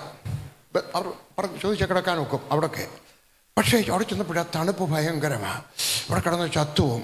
അവിടുത്തെ കണ്ടക്ടറും പറഞ്ഞു, നിങ്ങളുടെ ഈ കമ്പിളിയൊക്കെ ഉണ്ടെങ്കിൽ കിടക്കാം, ഞങ്ങളുടെ ഈ കമ്പിളിയൊക്കെ ഓരോന്നേ ഉള്ളൂ, അതുകൊണ്ട് നിൽക്കത്തില്ല. അന്നേരം എനിക്ക് ഓർമ്മ വന്നത്, അവിടെയുള്ള ഒരു ഓഫീസറെ ഞാൻ സഹായിച്ചിട്ടുണ്ട്. ഞാൻ പട്ടാളത്തിൽ ഇരിക്കുന്ന സമയത്ത് ഞാൻ സ്റ്റോറിലാണ് സഹായിച്ചിട്ടുണ്ട്. ഞാൻ പറഞ്ഞു നമുക്ക് പോവാം. ഒക്കെ കണ്ടുപിടിച്ചു. ഞാൻ അങ്ങോട്ട് ചെന്നു. ഓഫീസർക്ക് ഭയങ്കര സന്തോഷം. വർഗീഷ് എന്തുകൊണ്ട് വിശേഷം? ഞാൻ 3 വരക്കാരൻ. ഹവൽദാർ വർഗീഷ്. ഞാൻ പറഞ്ഞു ഞാൻ ജോലിയൊക്കെ രാജിവെച്ചു. ഞാൻ അറിഞ്ഞു. ഞാൻ പിന്നെ അവിടെ ചെന്നപ്പോൾ അറിഞ്ഞു ജോലി രാജിവെച്ചിട്ട് പോയെന്ന്. ഇപ്പോൾ ഊളിയ വേല തമിഴിനാണ്. ഇപ്പോൾ ഊളിയ വേല താൻ ചെയ്ത. ഞാൻ പറഞ്ഞു ആമ എന്ന് പറഞ്ഞാൽ നമ്മുടെ അമ്മ, അവരുടെ അമ്മയല്ല നമ്മുടെ അമ്മ, അല്ല നമ്മുടെ അമ്മയല്ല അവരുടെ അമ്മ ആമ. എന്നൊക്കെ പറഞ്ഞു. ഞാൻ പറഞ്ഞു ഞങ്ങൾക്ക് 3 പേർക്ക് താമസിക്കാൻ സൗകര്യം തരണം. അതിനെന്താ 3 കട്ടിലങ്ങ് വിട്ടു. എന്നിട്ട് ഞങ്ങൾ 3 പേര് ഞങ്ങൾക്ക് ആഹാരം തന്നു. ഞങ്ങൾ ക്ഷീണിച്ചുകൊണ്ട് അങ്ങ് ഉറങ്ങിപ്പോയി. രാവിലെ 6 മണിയായപ്പോഴാണ് ഞങ്ങൾ ഉണർന്നപ്പം ഇദ്ദേഹം ഡ്രസ്സുമൊക്കെ ചെയ്തുകൊണ്ടിരിക്കുകയാണ്. ഓഫീസറാണ്. എന്നൊക്കെ പറഞ്ഞു പൈപ്പിനകത്ത് വെള്ളം തീർന്നു പോയി, 5:30 വരെ വരത്തുള്ളൂ. താഴെ കുന്നാണ്, പർവ്വതമാണ് ജമ്മു കാശ്മീർ. താഴെ അവിടെ ഒരു ആറുണ്ട്. ആറ്റി കുളിച്ചിട്ട് കയറി വരണം. ഇവിടെ വരുമ്പോഴത്തേക്ക് ബ്രേക്ക്ഫാസ്റ്റ് ഉണ്ടായിരിക്കും. എനിക്ക് ഓഫീസിൽ പോയേ ഒക്കത്തുള്ളൂ. ബായ്. അദ്ദേഹം അങ്ങ് പോയി. ഞാനും സുഭാഷും കോശിയും കൂടെ അവിടെ ചെന്നു. താഴെ പോയി. ഞങ്ങൾ ചെന്ന് കുളിച്ച് കഴിഞ്ഞും വെച്ച് ഞാൻ എൻ്റെ ടോയ്ലറ്റ് ബാഗ്, ടൂത്ത് പേസ്റ്റൊക്കെ വെക്കുന്ന ചെറിയ ബാഗ് തുറന്ന് നോക്കിയപ്പം എണ്ണക്കുപ്പിയില്ല. മലയാളിക്ക് എണ്ണയില്ലാതെ ജീവിക്കാനൊക്കെ പോൺസ് പൗഡറും എണ്ണയും അത്യാവശ്യമാണ് മലയാളിക്ക്. നോക്കിയപ്പോൾ എണ്ണക്കുപ്പി ഞാനും എടുക്കാൻ മറന്നുപോയി, എൻ്റെ ഭാര്യയും വെക്കാൻ മറന്നുപോയി. ഞാൻ പറഞ്ഞു കുഞ്ഞുങ്ങളെ എണ്ണക്കുപ്പി ഇല്ലല്ലോ. ഞാൻ പറഞ്ഞു നമുക്ക് അവിടെ ചെല്ലുമ്പോൾ നമുക്ക് പൂരി കിട്ടും. പൂരിക്കകത്ത് എണ്ണയുണ്ട്, അത് നമുക്ക് ദേഹത്തൊക്കെ ഒന്ന് വരട്ടാം, മുഖത്തൊക്കെ ഒന്ന് വരട്ടിയാൽ മതിയല്ലോ, കാര്യം സാധിക്കും. ഡാൽഡായ അന്നത്തെ കാലത്ത് ഞാൻ പറഞ്ഞു നമുക്ക് മക്കളെ. ഈ ജോബ്സ് വാഷ് പുതിയ വിശ്വാസിയാണ്, 2 മാസമോ 3 മാസമോ കണ്ട് അയാൾ രക്ഷിക്കപ്പെട്ടിട്ട് എൻ്റെയൊക്കെ പറഞ്ഞു ഉപദേശി എന്നെ പഠിപ്പിച്ചത് ഏലിയാവ് പ്രാർത്ഥിച്ചപ്പോൾ ഏലിയാവിന് അപ്പോൾ ഇറച്ചിയും കിട്ടിയെന്നാ, ഇച്ചിരി എണ്ണയ്ക്ക് വേണ്ടി പ്രാർത്ഥിക്കാം. ഞാൻ പറഞ്ഞു ജോബേ, ഇവിടെ ഒന്നും ഒരു കാക്കയില്ല, ഇവിടെ ഒന്നും ഒരു മനുഷ്യനുമില്ല, കുന്നിൻ്റെ മേളില്ല പട്ടാളത്തിൻ്റെ ക്യാമ്പ്, ഇവിടെ നിന്ന് പ്രാർത്ഥിച്ചാൽ ഇവിടുന്ന് എണ്ണക്കുപ്പി വരുന്നത്. അതൊന്നും എനിക്കറിഞ്ഞൂടാ. ഉപദേശി എന്നെ പഠിപ്പിച്ചത്. ഞാൻ വിചാരിച്ചു ഞാൻ എന്തിനാ ഈ കഥ പഠിപ്പിച്ചാൽ വേറെ വല്ല കഥയും പഠിപ്പിച്ചാൽ പോരായിരുന്നു. എന്നെ വീട്ടിൽ ഞാൻ പറഞ്ഞൊരു കാര്യം വെച്ചു, യോബ് നീ അങ്ങ് പ്രാർത്ഥിര്. അല്ലല്ല എനിക്ക് വിശ്വാസമില്ല, ഉപദേശി പ്രാർത്ഥിര്, എനിക്ക് പ്രാർത്ഥിക്കാതിരിക്കാനൊക്കെ. അതുകൊണ്ട് ഞാൻ പറഞ്ഞു നമുക്ക് 3 പേർക്കും കൂടെ കൈ കോർത്ത് പിടിക്കാം. യോബ് എവിടെയുണ്ട്? ഇപ്പം രാജസ്ഥാനിലുണ്ട്, ജയ്പൂരിൽ. കോശി എവിടെയുണ്ട്? KP യോനാൻ്റെ ഓഫീസ് എവിടെയാണ്? തിരുവല്ലയിൽ മഞ്ഞാടി. അതിനടുക്കൽ ബ്രദറുകാരനാണ്, ഒരു അനാഥശാല നടത്തുന്നുണ്ട്. ഞാൻ കഴിഞ്ഞ വർഷം കണ്ടു കേട്ടോ. അടുക്ക ചോദിക്കണം. അദ്ദേഹം പറഞ്ഞപ്പോഴേ ഞാൻ ഓർത്ത, ഞാൻ ഈ കഥ മറന്നുപോയായിരുന്നു. ഞങ്ങൾ 3 പേരും കൂടെ കൈ ഓർത്ത് പിടിച്ചു. എനിക്കറിയാം ഒന്നും നടക്കാം, അവിടെ ഒരു മനുഷ്യരുമില്ലെന്ന്. ഞാൻ ആകാശത്തോട്ട് നോക്കിയപ്പോഴും കാക്കയില്ല. ഏലിയാവിൻ്റെ ദൈവം ഉണ്ടെങ്കിൽ ദൈവത്തിന് ഒരു കാക്ക വേണ്ടായ കൊണ്ടുതരാൻ. എനിക്കറിയാം ഒന്നും നടക്കത്തില്ലെന്ന്. ഞാൻ പറഞ്ഞു കർത്താവേ, ഏലിയാവിന് വേണ്ടി കർത്താവേ അപ്പോൾ ഇറച്ചിയും കൊടുത്തവനായ ദൈവമേ, ഞങ്ങൾക്ക് വേണ്ടി ഒരു 3 തുള്ളി എണ്ണ ഇയാക്കും, 3 തുള്ളി എണ്ണ അയക്കും, 3 തുള്ളി എണ്ണ എനിക്ക് ഒരു 9 തുള്ളി എണ്ണ തരണമേ യേശുവിന്. ഞാൻ പഠിച്ചിട്ടുണ്ടായിരുന്നു, പ്രാർത്ഥിക്കുമ്പോൾ വ്യക്തമായിട്ട് ചോദിക്കണം. ഒരു കുഞ്ഞിനെ വേണമെങ്കിൽ ഏത് കുഞ്ഞ് വേണമെന്ന് ചോദിക്കണം. എന്തോ വേണം? കാർ വേണമെങ്കിൽ ഏത് കമ്പനിയുടെ വേണം? ഏത് കളർ വേണം? അറിയണം. ഞങ്ങൾ പ്രാർത്ഥിച്ചു. എനിക്കറിയാം ഒന്നും നടക്കത്തില്ലെന്ന്. പ്രാർത്ഥിച്ചപ്പോൾ ആകാശത്തോടെ ഒരു കാക്കയില്ല, ഒരു കിളി പോലും ഇല്ല. ഞങ്ങൾ നടക്കുന്നു. സാക്ഷ്യം കോശിയെടുക്കാൻ പോയി ചോദിക്കണം കേട്ടോ. മുമ്പോട്ട് നടന്നു, ഒരു 10 ചുവട്ടടി നടന്ന് കാണാം. എൻ്റെ കാലിൻ്റെ അവിടെ ഏതാണ്ട് വന്ന് വീണു. ഞാൻ നോക്കിയപ്പോൾ ഇത്രയുള്ളൊരു കുപ്പി, വായിച്ചു നോക്കിയപ്പോൾ ശുദ്ധമായ കടുകെണ്ണയെന്ന് എഴുതിയിരിക്കുന്നു. ഞാൻ പറഞ്ഞ് കൈ കാണിച്ചാട്ടാ. 2 പേരും കൈ കാണിച്ചാൽ ഒരു തുള്ളി. എനിക്ക് 4 തുള്ളി, ബാക്കി എല്ലാവർക്കും 3 തുള്ളി. പ്രാർത്ഥിച്ചവൻ 1 തുള്ളി എണ്ണ എക്സ്ട്രാ. അപ്പം ഞാൻ വിചാരിച്ചേടാ ഇത് എവിടുന്ന് വന്നു? കാക്കയില്ല, കിളിയില്ല. നോക്കിയപ്പോഴാണ് പർവ്വതമാണ് കേട്ടോ. പർവ്വതത്തിൻ്റെ ഇടയ്ക്കൂടെ ഒരു റോഡുണ്ട്, അവിടെ ഒരു ലോറി നിൽപ്പുണ്ട്. ആ ലോറിയുടെ മുകളിൽ ഒരു സർദാർജി, തലമുടിക്കാരൻ പഞ്ചാബി, അയാൾ കടുകെണ്ണ പുരട്ടി വെച്ച് കുപ്പി എടുത്ത് എറിഞ്ഞതാ. അത് വന്ന് വീണതാ പ്രാർത്ഥിച്ചവൻ്റെ കാൽ കിടക്കും. 360 ഡിഗ്രിയിൽ എവിടെയെങ്കിലും പോയി വീഴാം. എവിടെ പോയി വീണു? എൻ്റെ ദൈവത്തിനറിയാം ഏത് ഡയറക്ഷനിൽ കൊണ്ടുവരണം. അവൻ എൻ്റെ ഡയറക്ഷനിൽ കൊണ്ടുവന്ന് എൻ്റെ കാലിനോട് വന്ന് വീണു.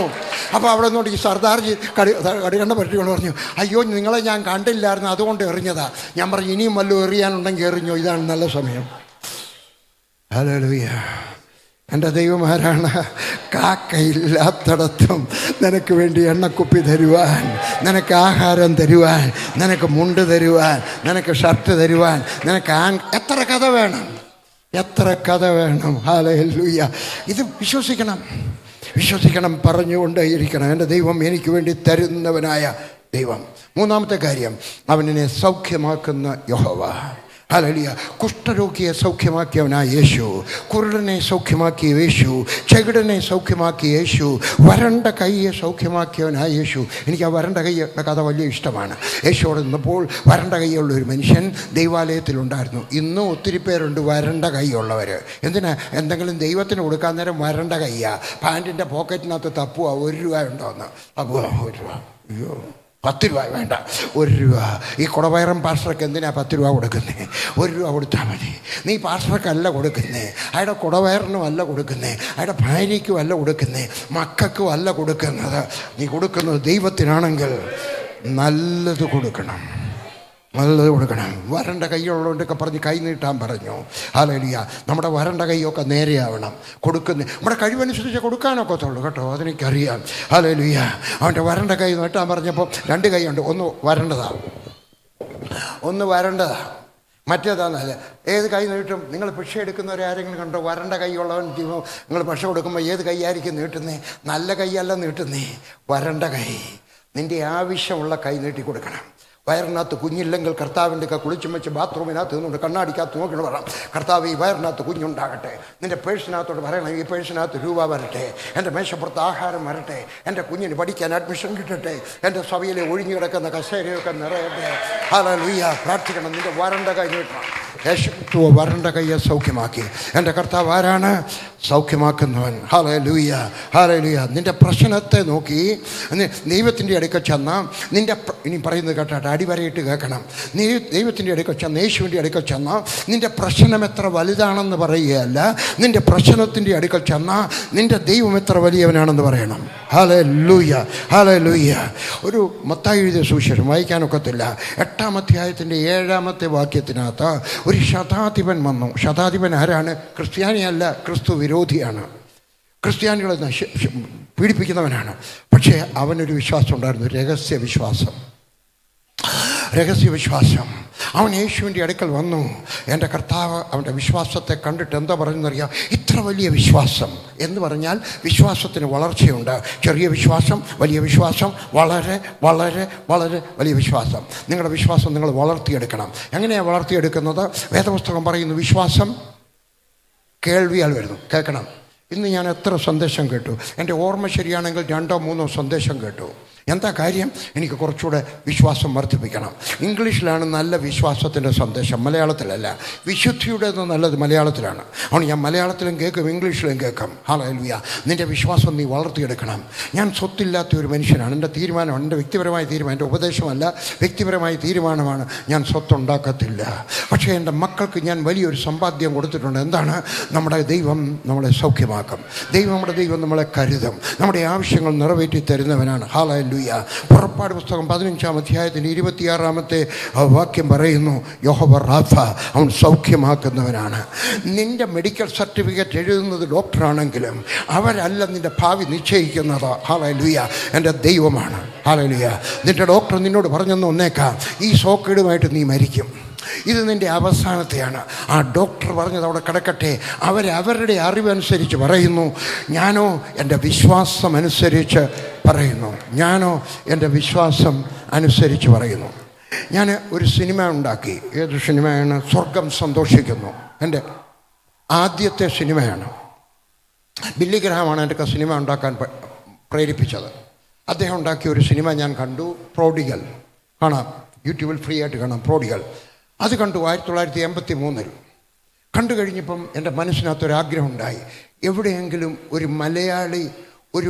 മലയാള ആക്ടേഴ്സിനെ കൊണ്ട് ഒരു മലയാളത്തിലെ ബാക്ക്ഗ്രൗണ്ടിനകത്ത് റബ്ബർ തോട്ടം അങ്ങനെ കാണിച്ചിട്ട്, അല്ലെങ്കിൽ ഒരു തെങ്ങും തോപ്പോ വല്ലതും കാണിച്ചും വെച്ച് ഒരു സിനിമ ഉണ്ടാക്കണം. 2013 വർഷത്തിന് ശേഷം, 17 വർഷത്തിന് ശേഷം ഞാൻ എറണാകുളത്ത് ടൗൺ ഹാളിലിരിക്കുകയാണ്. ദൈവത്തിൻ്റെ ആത്മാവിൻ്റെ ഒക്കെ പറഞ്ഞു സിനിമ ഉണ്ടാക്കാൻ.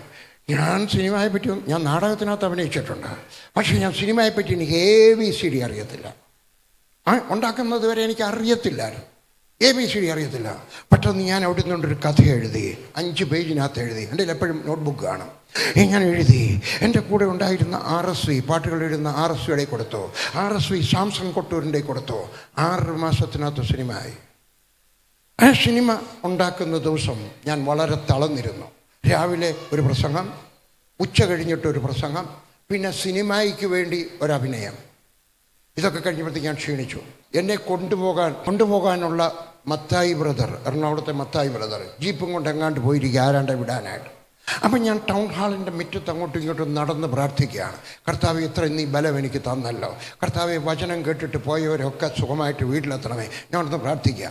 പെട്ടെന്നൊരു കാറ് വന്ന് എൻ്റെ മുമ്പിലങ്ങ് നിന്നു. 2000-ത്തിലധികം പേർക്ക് കാറില്ലാത്ത കാലമാണ്.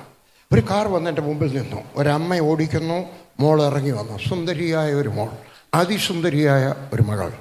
അവിടെ ഫോട്ടോ ഞങ്ങളുടെ വീട്ടിലിരിപ്പുണ്ടാകും. എൻ്റെ ഒക്കെ വന്ന് വെച്ച് ഇംഗ്ലീഷിൽ ചോദിച്ചു, അങ്കിൾ ആർ യു ടയേർഡ്? ക്ഷീണിച്ചാണോ? ഞാൻ പറഞ്ഞു, നീ കണ്ടില്ലേ, ഞാൻ ഇവിടെ തന്നെ രണ്ട് പ്രസംഗം പ്രസംഗിച്ചു, ഞാൻ ക്ഷീണിതനാണ്, എനിക്ക് വേണ്ടി പ്രാർത്ഥിക്കാം. ഞാൻ പറഞ്ഞു, ക്ഷീണിതനാണെങ്കിലും ഒരാൾക്ക് വേണ്ടി പ്രാർത്ഥിക്കാം. എന്താ കാര്യം? അങ്കിൾ എന്നെ നോക്കുമ്പം ഞാനൊരു സ്ത്രീയാണെന്ന് തോന്നും. ഞാൻ സ്ത്രീയല്ല. എൻ്റെ അകത്തൊരു സ്ത്രീക്കുള്ള ഗർഭപാത്രമില്ല. ഗർഭപാത്രത്തിനകത്ത് 2 ട്യൂബുണ്ട്, ആ 2 ട്യൂബുമില്ല. അതുകൊണ്ട് എനിക്ക് സ്ത്രീകൾക്കുള്ള മാസമുറയില്ല. മാത്രമല്ല, ഞാനൊരു ക്രോണിക് ഡയബറ്റിക് പേഷ്യൻ്റാണ്. മലയാളത്തിൽ പറഞ്ഞാൽ അതികഠിനമായ പ്രമേഹ രോഗിയാണ്. പ്രാർത്ഥിക്കാമോ? ഞാൻ ചോദിച്ചു, നീ രക്ഷിക്കപ്പെട്ടാണോ? രക്ഷിക്കപ്പെട്ടാണോ? സ്നാനപ്പെട്ടാണ്. 6 മാസത്തിന് മുമ്പ് സ്നാനപ്പെട്ടു. ഞാൻ പറഞ്ഞു, അങ്ങനെയാണെങ്കിൽ നീ ദൈവത്തിൻ്റെ മകളാണ്. മകളാണെങ്കിൽ അവകാശി. രോഗശാന്തി അതിൻ്റെ അവകാശമാണ്. ഞാൻ പ്രാർത്ഥിക്കാൻ പോവാം. ഞാൻ പ്രാർത്ഥിച്ചു. അമ്മ കാറിനകത്തിരുന്ന് നോക്കിക്കൊണ്ടിരിക്കുകയാണ്. ഞാൻ പ്രാർത്ഥിച്ചു കഴിയുമ്പോൾ പറഞ്ഞു, വീട്ടിൽ പോകണം. ഞങ്ങൾക്കൊരു തത്വം പറഞ്ഞു തരികയാണ് കേട്ടോ. ഞാൻ പറഞ്ഞു, വീട്ടിൽ പോയിട്ട് ഒരു ഗ്ലാസ് വെള്ളം എടുക്കണം. നിൻ്റെ പ്രാർത്ഥനാ മുറിയിലോട്ട് കയറണം. 1 മിനിറ്റ് പ്രാർത്ഥിക്കണം, 1 മണിക്കൂർ പ്രാർത്ഥിക്കണം, കരഞ്ഞ് പ്രാർത്ഥിക്കണം, ചിരിച്ചുകൊണ്ട് പ്രാർത്ഥിക്കുക. കർത്താവെ, കാനാവിലെ കല്യാണത്തിന് നീ വെള്ളം വീഞ്ഞാക്കി തന്നു, അതുകൊണ്ട് ഈ വെള്ളത്തെയും നീ മരുന്നാക്കി തരണമേ കർത്താവെ. ഇതെൻ്റെ ശരീരത്തിന് മരുന്നായിരിക്കട്ടെ. നിന്നിട്ട് കുടിക്കുന്ന സമയത്ത് വിശ്വസിക്കണം, ഇത് ചെല്ലുന്ന ഇതിൻ്റെ പാർട്ടിക്കിൾസ് എന്ന് പറഞ്ഞാൽ മലയാളം വരുന്നില്ല, അതിൻ്റെ വെള്ളത്തിനകത്ത് ഓരോ ഭാഗങ്ങളും ചെല്ലുന്ന സമയത്ത് അവിടെയെല്ലാം ഇല്ലാത്തതൊക്കെ ഉണ്ടാകട്ടെ. പ്രാർത്ഥിക്കണം. എൻ്റെ കൊച്ചു ചോദിച്ചു, എത്ര നാൾ പ്രാർത്ഥിക്കണം? ഞാൻ പറഞ്ഞു, വേറെ വലിയ പണമുള്ള വീട്ടിലെയാണ്. ഞാൻ പറഞ്ഞു, വേറെ ജോലിയൊന്നും ഇല്ലല്ലോ. 1 ദിവസം പ്രാർത്ഥിക്കണം, 1 ആഴ്ച പ്രാർത്ഥിക്കണം, 1 മാസം പ്രാർത്ഥിക്കണം, 1 വർഷം പ്രാർത്ഥിക്കണം. എത്ര നാൾ പ്രാർത്ഥിക്കണം? ആരെങ്കിലും പറയാം? ഒരു പേന തരാം. ഇന്നാപങ്ങളെ കിട്ടുന്നത് വരെ ഇടയ്ക്ക് നിർത്തരുതാ, ഇടയ്ക്ക് വെച്ച് നിർത്തിക്കളയല. കിട്ടുന്നത് വരെ പ്രാർത്ഥിക്കണം. അവൾ പോയി. ജൂൺ മാസത്തിലായിരുന്നു അത്. 6 മാസം കഴിഞ്ഞപ്പോൾ ജനുവരി മാസം 2001 ജനുവരി മാസം 5-ാം തീയതിയാണെന്ന് തോന്നുന്നു, ഞായറാഴ്ച, ടൗൺ ഹാളിൽ ഞാൻ പ്രസംഗിക്കുകയാണ്. ആ പെങ്കൊച്ച് മുമ്പിലിരിക്കുന്നത് കണ്ടു. സുന്ദരിയായ പെങ്കൊച്ച് മുമ്പിലത്തെ സീറ്റിലിരിക്കുമ്പോൾ കാണാനൊക്കെ കുറച്ചുകൂടെ. ഞാൻ കണ്ടു ആ പെങ്കൊച്ചോട് ഇരിക്കുന്നത്. ഞാൻ പ്രസംഗിച്ച് കഴിഞ്ഞപ്പോൾ ആ പെങ്കൊച്ച് ഓടി വന്നു. വളരെ സ്മാർട്ടാണ്, വളരെ ഓടി ഇങ്ങോട്ട് വന്നു. അന്ന് വെച്ചാൽ എൻ്റെ കൊച്ചു തന്നെ ഓർമ്മയുണ്ടോ? ഞാൻ പറഞ്ഞു, ഓർമ്മയുണ്ട് അങ്കിളെ, ഒരു സാക്ഷ്യം പറയാൻ വന്നിരിക്കുകയാണ് കേട്ടോ. അങ്കിൾ പറഞ്ഞതുപോലെ ഞാൻ എൻ്റെ വീട്ടിൽ ചെന്നു, 1 ഗ്ലാസ് വെള്ളമെടുത്തു, എൻ്റെ മുറി പോയിരുന്നു പ്രാർത്ഥിച്ചു. 1 മണിക്കൂർ പ്രാർത്ഥിച്ചു, 5 മിനിറ്റ് പ്രാർത്ഥിച്ചു, 30 ദിവസം പ്രാർത്ഥിച്ചു. 31-ാമത്തെ ദിവസം എനിക്ക് മാസമുറയുണ്ടായി. ആശുപത്രിയിൽ ചെന്ന് പരിശോധിച്ചപ്പോൾ ഞാൻ പെർഫെക്റ്റ് സ്ത്രീയായി കഴിഞ്ഞിരുന്നു. ഇന്ന് അവൾ വിവാഹിതയായിട്ട് 3 കുഞ്ഞുങ്ങളുടെ അമ്മയാണ്. എൻ്റെ ദൈവം ആരാണ്? അസാധ്യത്തെ നിൻ്റെ മെഡിക്കൽ റിപ്പോർട്ടല്ല നിൻ്റെ ഭാവി എഴുതുന്നത്. എൻ്റെ സ്വർഗത്തിൽ കേട്ടോ നിൻ്റെ ഭാവി എഴുതുന്നത്, നിൻ്റെ മകളുടെ ഭാവി എഴുതുന്നത്, നിൻ്റെ മകൻ്റെ ഭാവി എഴുതുന്നത് ഡോക്ടറല്ല, അവരവരുടെ ബുദ്ധിക്കനുസരിച്ച് എഴുതുന്നു. എൻ്റെ ദൈവം നിനക്ക് വേണ്ടി എഴുതുന്നു. ഹല്ലേലൂയ. സൗഖ്യമാക്കുന്ന യഹോവ. 4-ാമത്തെ കാര്യം, അവൻ എൻ്റെ കൊടിയാണ്. പുറപ്പാട് പുസ്തകം 17-ാം അധ്യായത്തിൽ 15-ാമത്തെ വാക്യം, അവൻ്റെ കൊടിയാണ്. ഹല്ലേലൂയ. നമ്മൾ പട്ടാളത്തിനകത്ത് നിങ്ങൾ പഴയ സിനിമ വല്ലതും കണ്ടിട്ടുണ്ടോ? രക്ഷിക്കപ്പെടുന്നതിന് മുമ്പോ രക്ഷിക്കപ്പെട്ടതിന് ശേഷമോ സിനിമ കണ്ടിട്ടുണ്ടോ? 2 കൂട്ടുന്ന യുദ്ധത്തിന് വരുന്നു. ഞാൻ കണ്ടു വീരപാണ്ഡ്യ കട്ടബൊമ്മൻ. അയ്യോ, ആരാ ആക്ട് ചെയ്തിരിക്കുന്നത്? ആരെങ്കിലും പറയാമോ? പേനാതര പറയത്തില്ല, അറിയാവുന്നവരും പറയത്തില്ല. ശിവാജി ഗണേശൻ, നല്ല സിനിമ, ഞാൻ കണ്ടതാണ്. രക്ഷിക്കപ്പെടുന്നത് ഞാൻ കോളേജിൽ പഠിക്കുന്ന കാലത്ത് കുറച്ചാൾ കോളേജിലൊക്കെ പോയായിരുന്നു. ഞാൻ അത്ര മോശമല്ലെന്ന് നിങ്ങളൊന്ന് അറിഞ്ഞോട്ടെന്ന് വിചാരിച്ച് കോളേജിലെ കഥയൊക്കെ പറഞ്ഞ പഠിച്ചൊന്നുമില്ല കേട്ടോ. ആ യുദ്ധത്തിന് അവിടുന്ന് ഒരു പട്ടാളം വരുന്നു, ഇവിടുന്ന് ഒരു പട്ടാളം വരുന്നു. 2 പേരുടെയിലും ഓരോ കൊടി കാണും. ഇവിടെ വരുന്ന ഒരാളുടെ മേൽ നീലക്കൊടി, മറ്റിടത്തുനിന്ന് വരുന്ന ആളുടെ ഈ ചുമന്ന കൊടി, വെളുത്ത കൊടി കാണത്തില്ല ആരുടെയിലും, ഒളിച്ചു വെച്ചിരിക്കാനും. അവരുടെ കൊടിയുമായിട്ട് വരുന്നു. എൻ്റെ യേശു. എന്നിട്ട് ഇവർ 2 കൂടെ യുദ്ധം ചെയ്യും. ആരെങ്കിലും ഒരാൾ തോക്കുന്നവൻ്റെ കൊടി താഴെ ഇട്ടിട്ട് മറ്റവൻ അത് ചവിട്ടിക്കളയും. ആരാണോ ജയിച്ചത് അവനാണ് കൊടി ഉയർത്തി നടക്കുന്നത്. എൻ്റെ യേശു ആരാണ്? അവൻ എൻ്റെ ജയക്കൊടിയാണ്. ഹല്ലേലൂയ. എൻ്റെ യേശു എൻ്റെ ജയക്കൊടിയാണ്. ഹല്ലേലൂയ. ഇന്ന് ഞാൻ ആയിരിക്കുന്നത് എന്തുകൊണ്ടാണ് ഈ നിലയിലായെന്നറിയാം. ഞാൻ വലിയ ആളാണെന്ന് പറയുന്നില്ല, എങ്കിലും ഞാൻ പറയട്ടെ, 3600 സുവിശേഷ വേലക്കാരുടെ ഒരു സംഘടനാ ലീഡറായി ഞാൻ നിൽക്കുന്നത് എന്തുകൊണ്ടാണെന്നറിയാം? യേശു എൻ്റെ ജയക്കൊടി ആയതുകൊണ്ട്. ഹല്ലേലൂയ. 10-ാം ക്ലാസ് മാത്രം പഠിച്ച് എന്നെ കൊണ്ട് 88 പുസ്തകങ്ങൾ, നല്ല പുസ്തകങ്ങൾ എഴുതാൻ എവിടുന്ന് കിട്ടി? എൻ്റെ യേശു എൻ്റെ ജയക്കൊടി ആയതുകൊണ്ട്. എനിക്ക് രക്ഷിക്കപ്പെടുന്ന സമയത്ത് ഇംഗ്ലീഷ് അറിയാം. ഞാൻ ഇവിടുന്ന് പോയതാണ്, എനിക്കെന്തോ ഇംഗ്ലീഷ് അറിയാം. 10-ാം ക്ലാസ് പഠിക്കണം എന്ന് ഇംഗ്ലീഷ് അറിയാം. ഹല്ലേലൂയ. പക്ഷേ ഒരു ദിവസം ഞാൻ രക്ഷിക്കപ്പെട്ട് കഴിയുമ്പോൾ ചർച്ചിൽ ചെന്ന് കഴിഞ്ഞപ്പോൾ ഒരു സായിപ്പ് പ്രസംഗിക്കാൻ വന്നിട്ടുണ്ടായിരുന്നു. പേര് ഞാനങ്ങ് മറന്നുപോയി. ഞാൻ വന്നേ കണ്ടിട്ടുള്ളൂ കേട്ടോ. അയാൾ വന്നിട്ടുണ്ടായിരുന്നു. ഞാൻ പട്ടാളത്തിലാണ്. അദ്ദേഹം പ്രസംഗിക്കുകയാണ്. സായിപ്പ് പ്രസംഗിക്കുക. 1-ാം തരം ഇംഗ്ലീഷ്. അത് കേട്ടപ്പോഴേ എനിക്കറിയാം നല്ല ഇംഗ്ലീഷാണ്. കാരണം എനിക്കൊന്നും മനസ്സിലാവുന്നില്ല. കുറച്ചൊക്കെ മനസ്സിലായി. I come but you go, തീർന്നു എൻ്റെ ഇംഗ്ലീഷ്. പക്ഷേ എനിക്കൊരാഗ്രഹം, എൻ്റെ ഈ വേദോത്സവം ഇല്ല, എൻ്റെ ഭാര്യയുടെ ഈ വേദോത്സവമുണ്ട്, മലയാളം വേദോത്സവമുണ്ട്. ഭാര്യയുടെ വേദോത്സവം ഇവിടെ പിടിച്ചു വെച്ചു. കേട്ടോ, ചെറുപ്പക്കാർ വീട്ടിൽ പോയിട്ട് മക്കളുടെയൊക്കെ പറയണം, ഈ പട്ടാളക്കാരനെ സഹായിച്ച ദൈവം നിന്നെ സഹായിക്കുമെന്ന് പറയണം. ഞാൻ ലില്ലിയുടെ വേദോത്സവം പിടിച്ചു വെച്ച് അതിനകത്തോട്ട് കൈവച്ചിട്ട് പറഞ്ഞു, കർത്താവേ എന്നെ ഇംഗ്ലീഷ് പഠിപ്പിക്കണം. അമേരിക്കയിൽ പോകാൻ ഞാൻ ആഗ്രഹിച്ചിട്ടല്ല, ഇംഗ്ലണ്ടിൽ പോകാൻ ഞാൻ ആഗ്രഹിച്ചിട്ടല്ല. എനിക്ക് ഇംഗ്ലീഷ് അറിയാമെങ്കിൽ ഇന്ത്യയിൽ എവിടെയും പോയിട്ട് സാക്ഷ്യം പറയാം. അന്ന് പ്രസംഗിക്കുമെന്ന് എനിക്കൊരു വിചാരമില്ല. പക്ഷേ എനിക്കൊരാഗ്രഹമുണ്ട് സാക്ഷ്യം പറയണം. സാക്ഷ്യം പറയുന്ന സമയത്ത് ആരെങ്കിലും എൻ്റെ പരിഭാഷപ്പെടുത്തണമെങ്കിൽ ഹിന്ദിയും കൊണ്ട് ആന്ധ്രയിൽ വന്നാൽ സാധിക്കത്തില്ല, നാഗാലാൻഡിൽ പോയാൽ സാധിക്കത്തില്ല, മിസോറാമിൽ പോയാൽ സാധിക്കത്തില്ല. ഇംഗ്ലീഷ് അറിയാമെങ്കിൽ എവിടെയും പോയി പ്രസംഗിക്കാം. ഞാൻ ദൈവത്തോട് പ്രാർത്ഥിച്ചു, കൈവച്ചുകൊണ്ട് പറഞ്ഞു, കർത്താവേ നീ എന്നെ ഇംഗ്ലീഷ് പഠിപ്പിക്കാമെങ്കിൽ ഇന്ത്യയിലെ 12 സ്റ്റേറ്റിൽ പോയി ഞാൻ സാക്ഷ്യം പറയും, ആരെങ്കിലും എൻ്റെ പ്രസംഗം പരിഭാഷപ്പെടുത്തും. ഹല്ലേലൂയ. ഇനിയും പറയും, നിങ്ങൾക്ക് വിശ്വസിക്കാൻ പ്രയാസമാണ്. ഹല്ലേലൂയ. അതിൻ്റെ 3.5 വർഷം കഴിഞ്ഞപ്പോൾ ഇംഗ്ലണ്ടിൽ വന്ന സാഹിബ്മാരുടെയും ബാംഗ്ലൂരിൽ വന്ന സാക്പുരൻ്റെയും പ്രസംഗം കൺവെൻഷനിൽ ഞാൻ ഇംഗ്ലീഷിൽ നിന്ന് ഹിന്ദിയിലേക്ക് പരിഭാഷപ്പെടുത്തി. എൻ്റെ ദൈവം 3.5 വർഷം കൊണ്ട് എന്നെ ഇംഗ്ലീഷ് പഠിപ്പിച്ചു. ഹല്ലേലൂയ. 11ാമത്തെ വർഷത്തിൽ ഞാൻ സിംഗപ്പൂരിൽ പോയിട്ട് ചൈനീസ് സഭകളിൽ പ്രസംഗിച്ചു, മലേഷ്യയിൽ പോയിട്ട് ചൈനീസ് സഭകളിൽ പ്രസംഗിച്ചു, ന്യൂസിലൻഡിൽ പോയിട്ട് ഓസ്ട്രേലിയയിൽ പോയിട്ട് ഇംഗ്ലീഷിൽ പ്രസംഗിച്ചു. ആളുകൾ എൻ്റെ ചോദിച്ച് തെറ്റുവല്ലോ പറ്റിയോ? തെറ്റ് പറ്റിയാലും അവർക്ക് ഞാൻ പ്രസംഗിക്കുന്നത് മനസ്സിലായി. അതുപോരായോ? എണ്ണട്ടെ. ഞാൻ പ്രസംഗിച്ചു, ഞാൻ മടങ്ങി വന്നു. ഹല്ലേലൂയ. വലിയ വലിയ കൺവെൻഷൻ പ്രസംഗിക്കാനുള്ള ഭാഗ്യം എനിക്ക് തന്നു. ഒരാൾ എൻ്റെ ഞാൻ എന്നെ പുകഴ്ത്തി പറയുവല്ല, ഈ ദൈവം നല്ലവനാണെന്ന് പറയുകയാണ് കേട്ടോ. ഹല്ലേലൂയ. ഒരാൾ എൻ്റെ ചോദിച്ചു, വർഗീഷെ നീ പ്രസംഗിച്ചതിനകത്ത് ഏറ്റവും വലിയ ആൾക്കൂട്ടം എത്ര ഉണ്ടായിരുന്നു? ഞാൻ അങ്ങനത്തെ അത്ര വലിയ സഭകളിലൊന്നും പ്രസംഗിച്ചിട്ടില്ല. ആഫ്രിക്കയിൽ പ്രസംഗിച്ചോ 40 ലക്ഷം പേരെ ഉള്ളായിരുന്നു.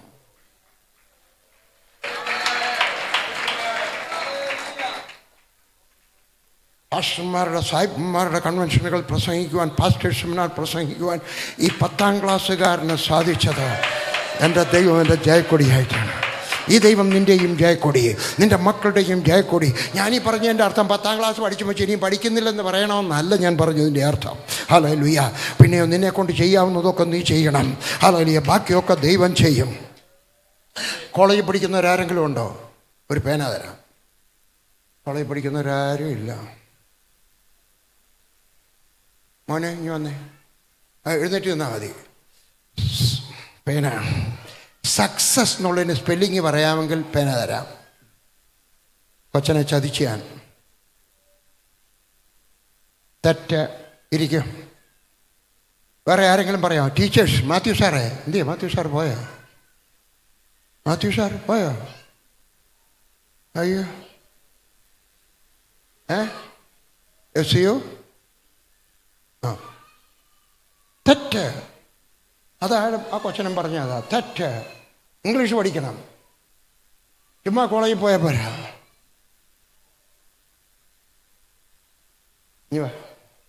മോനെ ഇങ്ങ് വന്നേ. തെറ്റാണെങ്കിലും പേന തരാം.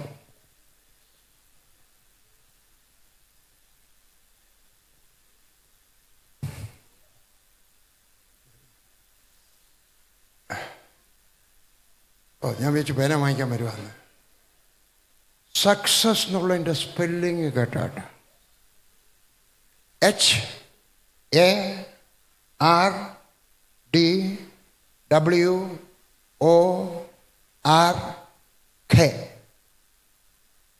Hard work. അതാ നിന്നെ സക്സസിൽ കൊണ്ടെത്തിക്കുന്നത്.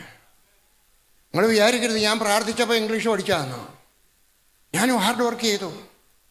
ഇംഗ്ലീഷും ബൈബിളും മലയാളം ബൈബിളും കൂടെ വെച്ച് ഒരേ വാക്യം വായിച്ചിട്ട് അറിയാൻ വയ്യാത്ത വാക്കുകളൊക്കെ ഡിക്ഷണറിക്കകത്ത് നോക്കി പഠിച്ചു. പഠിക്കണം. ഹാർഡ് വർക്ക് ചെയ്യുക. ഹല്ലേലൂയ. അവൻ എൻ്റെ ജയക്കൊടിയാണ്. അയ്യോ കർത്താവ് എവിടെ കിടക്കണം. ഹല്ലേലൂയ. ദൈവത്തിന് നിന്നെപ്പറ്റി ഒരു പദ്ധതിയുണ്ട്. യെരമ്യാവിൻ്റെ പുസ്തകം 29:11. അവൻ്റെ പദ്ധതി നിൻ്റെ നന്മയ്ക്കാണ്. എന്നെപ്പറ്റി ദൈവത്തിനൊരു പദ്ധതി ഉണ്ടെങ്കിൽ ഇനിയും പറയുന്നത് കേട്ടാട്ടെ, അതൊരിക്കലും സെക്കൻഡ് ക്വാളിറ്റി പദ്ധതി ആയിരിക്കത്തില്ല. അവൻ എന്നെപ്പറ്റി ഒരു പദ്ധതി ഉണ്ടെങ്കിൽ ഹല്ലേലൂയ, അത് മഴവില്ലിനേക്കാൾ മനോഹരമായിരിക്കും. നിന്നെപ്പറ്റിയും നിൻ്റെ മക്കളെപ്പറ്റി ഒരു പദ്ധതി ഉണ്ട്. വാക്യം പഠിപ്പിക്കണം. എഴുതിയെടുത്തോ. പേന ഉണ്ടെങ്കിലെല്ലാം എഴുതിയെടുക്കും. നോട്ട്ബുക്ക് ഉണ്ടെങ്കിലെല്ലാം എഴുതിയെടുക്കത്തുള്ളൂ. അതൊക്കെ പോഷന്മാരല്ലേ എഴുതിയെടുക്കുന്നത്. Hallelujah, hallelujah. യിരെമ്യാവ് 29:11 ദൈവത്തിന് നിന്നെപ്പറ്റി ഒരു പദ്ധതിയുണ്ട്. നീ അത് വലുതാക്കി വലുതാക്കി വലുതാക്കി ഡെവലപ്പ് ചെയ്ത് കൊണ്ടുവരണം. ഉയരത്തിലെത്തുവാൻ കഴിയും. എൻ്റെ നല്ല കാലം ഇതുവരെ വന്നിട്ടില്ല കേട്ടോ. എൻ്റെ 84 വയസ്സായപ്പോഴും എൻ്റെ നല്ല കാലം വന്നിട്ടില്ല. എൻ്റെ നല്ല കാലം വരുന്നതേ ഉള്ളൂ. ഹല്ലേലൂയ, എൻ്റെ നല്ല കാലം വരുന്നതേ ഉള്ളൂ. കാരണം ദൈവമാണ് എന്നെ പണിയുന്നത്. ഞാൻ ഹാർഡ് വർക്ക് ചെയ്യും, അവൻ എന്നെ അവിടെ എത്തിക്കും. ഹല്ലേലൂയ. 5-ാമത്തെ കാര്യം, അവനെൻ്റെ സമാധാനമാണ്, അവനെൻ്റെ ശാലോമാണ്. ന്യായാധിപന്മാരുടെ പുസ്തകം 6-ാം അധ്യായത്തിൻ്റെ 24-ാമത്തെ വാക്യം, യോഹന്നാൻ്റെ സുവിശേഷം 14:27, അവൻ സമാധാനം തരുന്നവനാണ്. എൻ്റെ പപ്പ ഒരു തോട്ട സൂപ്രണ്ടായിരുന്നു. അതുകൊണ്ട് ജീവിക്കാനുള്ള പരിവം ഉണ്ടായിരുന്നു, കൊച്ചൊരു തോട്ടമുണ്ടായിരുന്നു, വീടുണ്ടായിരുന്നു, കാറുണ്ടായിരുന്നു, എല്ലാം ഉണ്ടായിരുന്നു. പക്ഷേ പപ്പ ഉറങ്ങത്തില്ല രാത്രി, അമ്മച്ചി ഉറക്കത്തില്ല. 10 മണിയാകുമ്പം 9 മണിയാകുമ്പോഴേ കിടക്കും. 10 മണിയാകുമ്പോൾ അമ്മച്ചിയെ വിളിച്ച് ചോദിക്കും, എടി അമ്മു, നമ്മുടെ സായിപ്പ്മാരൊക്കെ ഉറങ്ങാൻ നേരം ഗുഡ് നൈറ്റ് പറയും. നമ്മുടെ ആളുകൾ എന്തോ വായിക്കുന്നത്, എടി പട്ടിയെ അഴിച്ചു വിട്ടോ. അമ്മച്ചിയെടുത്ത് ചോദിക്കും, എടി പട്ടിയെ അഴിച്ചു വിട്ടോ. എടി റബ്ബർ ഷീറ്റൊക്കെ നമ്മൾ നേരെ ഇട്ടിരിക്കുവാണോ, ആ മുറിയൊക്കെ പൂട്ടിയോ, ഇങ്ങനെ ചോദിച്ചുകൊണ്ടിരിക്കും. പപ്പായി ഉറങ്ങത്തില്ല, അമ്മച്ചി ഉറങ്ങത്തില്ല. രാവിലെ 5 മണിയാകുമ്പോഴേ പപ്പ എഴുന്നേറ്റിരുന്ന് പാട്ട് തുടങ്ങി. എന്താതിശയം യാക്കോ, പാട്ട് പാടിക്കൊണ്ടിരിക്കും. പപ്പ കാശ്മീരിൽ വന്നു, ഞാൻ കാശ്മീരിൽ താമസിക്കുകയാണ്. എൻ്റെ കൂടെ 15 ദിവസം താമസിച്ചു. 15-ാമത്തെ ദിവസം ഭയങ്കര അത്ഭുതങ്ങളുടെ പ്രവാഹം നടന്നു, പറയാൻ സമയമില്ല. അത് കഴിഞ്ഞപ്പം പപ്പായിക്ക് വിശ്വാസമായി. ഹല്ലേലൂയ. 16-ാമത്തെ ദിവസം ഞങ്ങൾ താഴെ കിടന്നുറങ്ങുകയാണ്. ഞാൻ ഈ പച്ചനെല്ലാം താഴെ കിടന്നുറങ്ങുകയാണ്. കിടക്കാൻ കിടക്കയില്ല. ഞങ്ങൾ ന്യൂസ് പേപ്പർ വിരിച്ചു വെച്ചാൽ കിടക്കുക. ഈ പച്ചനെ കാണുവാണെങ്കിൽ ചോദിക്കണം. ന്യൂസ് പേപ്പർ വിരിച്ചു വെച്ച് കിടക്കുകയാണ്. തലയണയില്ല, കയ്യെ തല വെച്ച് കിടന്നുറങ്ങുകയാണ്. ഞങ്ങളുടെ വീട്ടിൽ പ്ലേറ്റില്ല, ചരുവത്തിൻ്റെ അടുപ്പിനകത്ത് ഞങ്ങൾ ചോറുണ്ണുകയാണ്. കൂട്ടാൻ വിളമ്പാൻ സാധനമില്ല. അതുകൊണ്ട് ഇടികല്ലിനകത്തുനിന്ന് അല്ലെങ്കിൽ ഫ്രൈങ് പാനിനകത്തുനിന്ന് ചീനിച്ചട്ടിക്കകത്തുനിന്ന് ഞങ്ങൾ ആഹാരം കഴിക്കുകയാണ്. പോകാൻ കക്കൂസില്ല, റോഡ് സൈഡിൽ പോകണം, രാത്രി പോകണം, പകൽ പോകാനൊക്കത്തില്ല, രാത്രി പോകണം. ഇതൊന്നും മലയാളികൾ പഠിച്ചിട്ടുള്ളതല്ല. 16-ാമത്തെ ദിവസം മഞ്ഞ് വീഴാൻ തുടങ്ങി. കിടക്കാൻ വയ്യ, തണുപ്പ്, മേളിൽ നിന്ന് തണുപ്പ്. ഞാൻ ചാക്ക് വാങ്ങിച്ചുകൊണ്ട്, അരിച്ചാക്ക് വാങ്ങിച്ചുകൊണ്ടെന്ന് അതിൻ്റെ സൈഡിലെ കുത്തിക്കെട്ട് അഴിച്ചും വെച്ച് അത് പുതച്ച് കിടക്കുക. മേളിൽ നിന്ന് തണുപ്പ്, സൈഡിൽ നിന്ന് തണുപ്പ്, താഴെ നിന്ന് തണുപ്പ്. 5 മണിയായപ്പോൾ ഞാൻ എഴുന്നേറ്റു. കൈ ഉയർത്തിക്കൊണ്ട് ഞാൻ പ്രാർത്ഥിക്കാൻ തുടങ്ങി. എൻ്റെ ദൈവമേ, നീ എനിക്ക് എന്തുവാ തരാത്തത്? ഈ പച്ചനും എഴുന്നേറ്റിരുന്ന് പ്രാർത്ഥിക്കാൻ തുടങ്ങി. വേറെ ആരാണ്ടൊക്കെ ഉണ്ട്. പപ്പായും അമ്മച്ചി ഒരു കട്ടിലുള്ളത് കട കൊടുത്തുള്ള അവർ കൊടുത്തിരിക്കുക. കടക അതിനകത്ത് കിടക്കുക. പപ്പ അവിടുന്ന് എഴുന്നേറ്റു, എൻ്റെ അടുക്കൽ വന്നു. ഇടത്തുവശത്തിരുന്നുകൊണ്ട് എൻ്റെ കൈ തൊടയിലെ ഇങ്ങനെ വലത്ത് കൈ കൊണ്ട് എൻ്റെ ഇടത്തുവശത്തെ തൊടയെ തട്ടിക്കൊണ്ട് പറഞ്ഞു, മോനെ, 4 വർഷം മുമ്പ് ഞാൻ നിന്നെ വീട്ടിൽ നിന്ന് ഇറക്കി വിട്ടപ്പോൾ നീ വീട്ടിൽ നിന്ന് ഇറങ്ങിപ്പോയപ്പോൾ ചിരിച്ചുകൊണ്ട് ഇറങ്ങിപ്പോയപ്പം, വലിയൊരു ചിരിയും ചിരിച്ചുകൊണ്ട് ഇറങ്ങിപ്പോയപ്പം ഞാൻ വിചാരിച്ചത് ഞാൻ തരുന്നതിനേക്കാൾ വലിയ തോട്ടം, കൊച്ചുതോട്ടം പപ്പാടെ 4 പേർക്ക് ഭാഗിച്ച് കഴിയുമ്പോൾ പിന്നെ കിട്ടുന്ന 2 ഏക്കറോ 2.5 ഏക്കറേ ഉള്ളൂ. ഞാൻ വിചാരിച്ചത് ഞാൻ തരുന്നതിനേക്കാൾ വലിയൊരു തോട്ടം സായിപ്പ്മാർ ആരാണ്ട് ഇവിടെ തന്നെന്നാണ്. ഞാൻ വിചാരിച്ചത് ഞാൻ തരുന്ന അംബാസഡർ കാറിനേക്കാൾ വലിയ കാർ ആരാണ്ട് സായിപ്പ്മാർ ഇവിടെ തന്നെന്നാണ്. ഞാൻ വിചാരിച്ചത് സായിപ്പ്മാർ ഞങ്ങൾക്ക് തരാനുള്ളതിനേക്കാൾ നല്ല സ്വത്തൊക്കെ ആരാണ്ട് ഇവിടെ സായിപ്പ്മാർ തന്നാണ്. പക്ഷേ ഞാനിവിടെ വന്നപ്പോൾ കണ്ടു, നീ ഇവിടെ ദരിദ്രനും ദരിദ്രനാണ്. എനിക്കൊരു കാര്യം മനസ്സിലായി. നീ പോയത് ജർമ്മൻകാരൻ്റെ പുറകെ അല്ല, നീ പോയത് സായിപ്പിൻ്റെ പുറകെ അല്ല, നീ പോയത് അബ്രഹാമിൻ്റെയും ഇസാക്കിൻ്റെയും യാക്കോബിൻ്റെയും ദൈവത്തിൻ്റെ പുറകെയാണ്. നിൻ്റെ ദൈവം എൻ്റെയും ദൈവം. എനിക്ക് സ്നാനം തരണം. എൻ്റെ പപ്പായനെ വീട്ടിൽ നിന്ന് ഇറക്കി വിട്ട പപ്പായെ അന്ന് അടുത്ത ദിവസം അവിടുത്തെ ജമ്മു കാശ്മീരിലെ പോലീസ് ഐയുടെ കുളത്തിനകത്ത്, സ്വിമ്മിംഗ് പൂളിനകത്ത് പ്രത്യേകിച്ച് അനുവാദം വാങ്ങിച്ചുകൊണ്ട് സ്നാനപ്പെടുത്തുവാനുള്ള ഭാഗ്യം എനിക്ക് തന്നു. ഹല്ലേലൂയ. എന്താണ് കാരണം? എൻ്റെ സമാധാനം പപ്പ കണ്ടു. ഇല്ലായ്മയുടെ മധ്യത്തിലും സമാധാനം പപ്പ കണ്ടു. പപ്പ തിരികെ പോരുന്നു. ഞാനും അവധിക്ക് വന്നു. അവധിക്ക് വന്നു കഴിയുമ്പോൾ ഞാൻ എൻ്റെ വീട്ടിൽ ഒരു രാത്രിയെ കഴിയാറുള്ളൂ. പ്രസംഗിച്ച് നടക്കും. ഇന്ന് ഞാനിവിടെ മൂവാറ്റുപുഴ, അടുത്ത ദിവസം ഇവിടുന്ന് പോകുന്ന, അതിനടുത്ത ദിവസം എറണാകുളത്ത്, പിന്നെ കോട്ടയം, ഇങ്ങനെ കറങ്ങി കിടക്കുകയാണ്. ഞാൻ വീട്ടിൽ ചെന്നപ്പം തളർന്ന കയറി ചെന്നേ. ഞാൻ വിചാരിച്ചെന്ന് ഉറങ്ങാൻ സമ്മതിക്കില്ല. രാത്രിയാകുമ്പം പപ്പ ചോദിക്കും, അമ്മു പട്ടി അഴിച്ചു വിട്ടോ. അമ്മു റബ്ബർ ഷീറ്റ് വെച്ച് ഉറങ്ങത്തില്ല. പപ്പ ഉറങ്ങത്തില്ല, അമ്മച്ചി ഉറക്കത്തില്ല. കിടക്കുന്ന എന്നെ അതിനപ്പുറത്ത് തിണ്ണയ്ക്കാണ് ഞാൻ കിടക്കുന്നത്. എനിക്ക് ഫാനിൻ്റെ കീഴിൽ കിടക്കുന്ന വലിയ ഇഷ്ടമാണ്. ഞാൻ അന്ന് അതുകൊണ്ട് ഞാൻ വിചാരിച്ചു പപ്പ ഉറങ്ങത്തുമില്ല, അമ്മച്ചി ഉറക്കത്തുമില്ല, എന്നെ ഉറക്കത്തില്ല.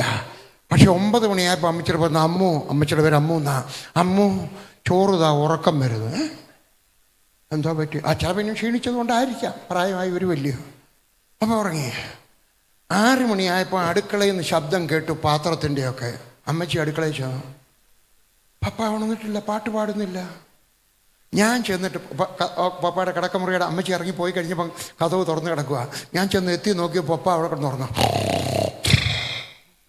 പല്ല് വെച്ചിരിക്കുമായിരുന്നു, അതെടുത്ത് ഗ്ലാസ്സിനകത്ത് ഇട്ടിരിക്കുക. ഇപ്പോഴാണ് എടുക്കേണ്ട ആവശ്യമില്ല. അന്നത്തെ കാലത്ത് എടുത്ത് ഗ്ലാസ്സിനകത്ത് ഇടണം, രാവിലെ എടുത്ത് വെക്കണം. പപ്പ പറഞ്ഞു. ഞാൻ പറഞ്ഞു, പപ്പ മണി 6 പപ്പ ഉണർന്നില്ലല്ലോ. പപ്പ എന്നെ വിളിച്ചു, മോനിങ്ങി വാ. മോനെ എന്ന് വിളിച്ചു കേട്ടോ. പണ്ടാണെങ്കിൽ എടോ എന്നൊക്കെ വിളിക്കുന്നതാണ്. രക്ഷിക്കപ്പെട്ട് കഴിഞ്ഞപ്പോൾ പപ്പായും എന്നെ മോനെ എന്നൊക്കെ വിളിക്കുന്നു. പറഞ്ഞിവിടെ വന്നിരുന്നാട്ടെ. അടുക്ക ഇരുന്ന് വെച്ച് പറഞ്ഞു, മോനെ, പണ്ടെനിക്ക് സമാധാനമില്ലായിരുന്നു, പണമുണ്ടായിരുന്നു. ഇപ്പം പണമല്ല പ്രശ്നം, നീ യേശുവുമായിട്ട് എന്നെ പരിചയപ്പെടുത്തി. അന്ന് മുതൽ ഞാൻ സമാധാനത്തോടെ ഉറങ്ങുന്നു. എൻ്റെ ശബ്ദം കേൾക്കുന്ന ആരെങ്കിലും നിങ്ങൾക്ക് യേശുവുമായിട്ട് ബന്ധമില്ല എങ്കിൽ, യേശുവുമായിട്ടൊരു ആത്മാർത്ഥമായി ബന്ധം ഉണ്ടായിക്കഴിഞ്ഞാൽ അവൻ നിങ്ങളുടെ സമാധാനമാണ്. അവൻ നിങ്ങളുടെ സമാധാനമാണ്. വേഗത്തിൽ മുമ്പോട്ട് പോകാൻ 1-2 കാര്യം കൂടെ പറയുവാൻ ആഗ്രഹമുണ്ട്. എൻ്റെ യേശു ആരാണ്? അവൻ സമാധാനം തരുന്നവനാണ്. അവൻ എന്നെ സഹായിക്കുന്നവനാണ്. സങ്കീർത്തനം 46:11 എവിടെ സഹായിക്കുന്ന ദൈവമാണ്. ഇസ്ഹാക്കിനെ സഹായിച്ച ഒരു സംഭവം പറയട്ടെ. 26-ാം അധ്യായം, ഉൽപ്പത്തി പുസ്തകം 26-ാം അധ്യായം 12-ാമത്തെ വാക്യത്തിനകത്ത് പറയുകയാണ്, ഇസ്ഹാക്ക് ഗറാർ മരുഭൂമിയിലായിരുന്നു. ഗറാർ മരുഭൂമിയിലായിരിക്കുമ്പോൾ അവിടെ ഫമൈൻ മലയാളം ക്ഷാമം വന്നു. ക്ഷാമം എന്ന് പറഞ്ഞാൽ അധികം പേർക്ക് മനസ്സിലാകത്തില്ല. ക്ഷാമം എന്ന് പറഞ്ഞാൽ ഒരു വർഷം മഴയില്ല. അന്നേരം സാധനമൊക്കെ കിട്ടാതായി. 2-ാമത്തെ വർഷം മഴയില്ലാതാവുമ്പം സാധനത്തിന് വില കൂടി. 3-ാമത്തെ വർഷമാകുമ്പം സാധനം കിട്ടാനില്ല. ഇന്നത്തെ കാലത്തൂടെ മഴയില്ലെങ്കിൽ ഗവൺമെൻറ് ഓഫ് ഇന്ത്യ എവിടുന്നെങ്കിലും കൊണ്ടുവരും, അമേരിക്കയിൽ നിന്ന് കൊണ്ടുവരും, കാനഡയിൽ നിന്ന് കൊണ്ടുവരും, എവിടുന്നെങ്കിലും കൊണ്ടുവരും. അന്ന് അതിനുള്ള സംവിധാനമില്ല. അന്നും കൃഷിയില്ല എങ്കിൽ ക്ഷാമമാണ്. അവരുടെ ക്ഷാമം വർദ്ധിച്ചു. ക്ഷാമം അതികഠിനമായി. അവിടെ പറയുന്നു, ആ സമയത്ത് ഇസ്ഹാക്ക് വിത്ത് വിതച്ചു. ഹല്ലേലൂയ. ആരാണ്ടുടെ ഭൂമി പാട്ടത്തിനെടുത്ത് വിത്ത് വിതച്ചതാണ്. എൻ്റെ വേദപുസ്തകം പറയുന്നു അവന് 100 മേനി വിളവ് കിട്ടി. എൻ്റെ വേദപുസ്തകം പറയുന്നു അവൻ മഹാധനവാനായി തീർന്നു.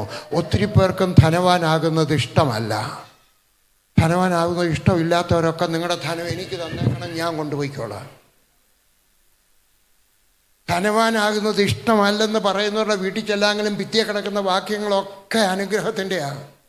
ഒരാളിൻ്റെ ഭിത്തിയെ പോലും ഞാൻ ഇന്നുവരെ ശാപത്തിൻ്റെയോ കഷ്ടത്തിൻ്റെയോ ക്ഷാമത്തിൻ്റെയോ കണ്ടിട്ടില്ല. വിശ്വസിക്കണം. നീ വിശ്വസിക്കുന്ന നിനക്ക് സംഭവിക്കും. നീ കഷ്ടവും നഷ്ടവും വിശ്വസിച്ചാൽ കഷ്ടവും നഷ്ടവും. നീ എന്ത് വിശ്വസിക്കുന്നു? നിൻ്റെ വിശ്വാസം പോലെ നിനക്ക് ഭവിക്കട്ടെ എന്ന് എൻ്റെ യേശു കർത്താവ് പറഞ്ഞു. എന്താണ് വിശ്വസിക്കുന്നത്? ഇന്ന് എനിക്ക് കഷ്ടമാണ്, പക്ഷേ എൻ്റെ കർത്താവ് എൻ്റെ കഷ്ടത്തിൽ നിന്ന് വിടുതൽ തരും. ഇന്ന് ഞാൻ രോഗിയാണ്, എൻ്റെ രോഗത്തിൽ നിന്ന് എൻ്റെ കർത്താവ് വിടുതൽ തരാം. ഇന്ന് എൻ്റെ വീട്ടിൽ ആഹാരമില്ല, എൻ്റെ വീട്ടിൽ എൻ്റെ ദൈവം ശത്രുക്കളുടെ മുമ്പാകെ മേശയൊരുക്കുന്നവനായ ദൈവം. അവൻ മഹാധനവാനായി തീർന്നു. അവന് 100 മേനി കിട്ടി. നമ്മുടെ കുട്ടനാട് 100 മേനി കിട്ടത്തില്ല, മരുഭൂമി 100 മേനി. എൻ്റെ ദൈവം ആരാണ്? കൊയ്യാനൊക്കാത്ത സ്ഥലത്തും നിനക്ക് വേണ്ടി മഹാ കൊയ്ത്തു തരുന്നവനാണ്. അവൻ മഹാ നന്മ തരുന്നവനാണ്. എങ്ങനെയെന്ന് എൻ്റെയൊക്കെ ചോദിക്കരുത്, എനിക്കറിഞ്ഞുകൂടാ. പക്ഷേ എൻ്റെ ദൈവം നിനക്ക് വേണ്ടി ചെയ്യും, നിൻ്റെ മക്കൾക്ക് വേണ്ടി ചെയ്യും, നിൻ്റെ പുരയിടത്തിൽ ചെയ്യും, നിൻ്റെ കൃഷിഭൂമിയിൽ ചെയ്യും, നിൻ്റെ പേഴ്സിനകത്ത് ചെയ്യും. ഹല്ലേലൂയ. അത് നീ വിശ്വസിക്കണം. Hallelujah, hallelujah. അവൻ നിന്നെ സഹായിക്കും. ഹല്ലേലൂയ. ഇസ്ഹാക്കിനെ സഹായിച്ചു, അവൻ മഹാധനവാനായി തീർന്നു. ഹല്ലേലൂയ. ഞാനീ പറഞ്ഞതിൻ്റെ അർത്ഥം തെറ്റായിട്ടുള്ള മാർഗത്തിനകത്തൂടെ ധനം സമ്പാദിക്കണമെന്ന് ഞാൻ പറഞ്ഞില്ല കേട്ടോ. കുറച്ച് നാൾക്ക് മുമ്പ് ഒരു 5-8 വർഷമായി കാണും, ഞാൻ കർണാടകത്തിലൂടെ പോവാണ്. കർണാടകം മുഴുവൻ വനമാണ്.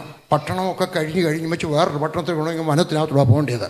ഞാനൊരു ഇമെയിൽ എല്ലാവർക്കും അയച്ചു എന്ന് പറഞ്ഞാൽ കമ്പ്യൂട്ടറിനകത്തൂടെ പോകുന്ന ഒരു എഴുത്തയച്ചു. ഇന്നത്തെ കാലത്ത് വാട്സപ്പിനകത്ത് അയക്കുന്നത് പോലെ ഞാൻ പറഞ്ഞു, ഞാൻ കർണാടകത്തിനകത്തെ ഗ്രാമത്തിനകത്തൂടെ പോവാണ്. ചിലപ്പം 2-3 മണിക്കൂർ വനത്തിനകത്തൂടെ പോകണം. രാത്രി ഒരു മീറ്റിംഗ് കഴിയുമ്പോൾ 10 മണിക്ക് കയറി പോകുന്നതായിരിക്കും, 12 മണിയായിരിക്കും. ആ സമയത്ത് വഴിയിൽ നിൽക്കാത്ത ഒരു വണ്ടി വേണം. ഇന്നലെ ഞങ്ങൾ വന്നപ്പോൾ ഞങ്ങളുടെ വണ്ടി കേടായിപ്പോയി. ഒരു പഴയ വണ്ടിയാണ്. അദ്ദേഹം വാങ്ങിച്ചെന്ന വണ്ടിയാണ് കേട്ടോ, ഒരു പഴയ വണ്ടിയാണ്. അതുകൊണ്ട് അത് കേടായിപ്പോയി. ഞാൻ പറഞ്ഞു, കേടാകാത്ത എനിക്ക് ഇംഗ്ലീഷിലാണ് ഞാൻ എഴുതിയ, I want a vehicle that I can trust and it will not stop on the way. വഴി നിൽക്കാത്ത ഒരു വണ്ടി വേണം എന്ന് ഞാൻ പ്രാർത്ഥിച്ചു. വെൺമണിയിലുള്ള ഒരാൾ എനിക്ക് 27 ലക്ഷം രൂപയുടെ ഒരു വണ്ടി വാങ്ങിച്ചു തരാമെന്ന് പറഞ്ഞു. ഞാൻ പറഞ്ഞു, എനിക്ക് വേണം, ഞാനൊരു സരള ജീവിതം ഇഷ്ടപ്പെടുന്ന മനുഷ്യനാണ്. എൻ്റെ വാച്ചിൻ്റെ വില എത്രയാണെന്നറിയാം? ഈ വാച്ച് കണ്ടിട്ട് എന്തോ തോന്നുന്നു, എത്ര രൂപ ആകണം? പി ജി വർഗീസ് ഒരു വലിയ സംഘടനയുടെ പ്രസിഡൻ്റൂടെ ഇല്ലയോ?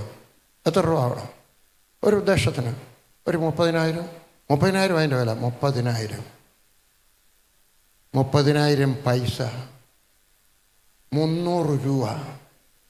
എറണാകുളത്തുനിന്ന് വാങ്ങിച്ച. ഓ, അവിടെ ഒരു കർത്താവിൻ്റെ ദാസൻ്റെ കയ്യിൽ കിടക്കുന്ന വാച്ച് കാണണം, ഒന്ന് കാണിച്ചു. ഇന്നലെ ഞാൻ കണ്ടു കേട്ടോ, ഞാൻ ശ്രദ്ധിച്ചു. തന്നാലും ഞാൻ വാങ്ങിക്കത്തില്ല. അല്ല, എന്തുവായാലും എനിക്ക് ആരെങ്കിലും തന്നാലും ഞാൻ എടുക്കത്തില്ല കേട്ടോ. ഇടരുതെന്ന് ഞാൻ പറഞ്ഞില്ല. അല്ല, അത് ആർക്കെങ്കിലും കൊടുക്കും.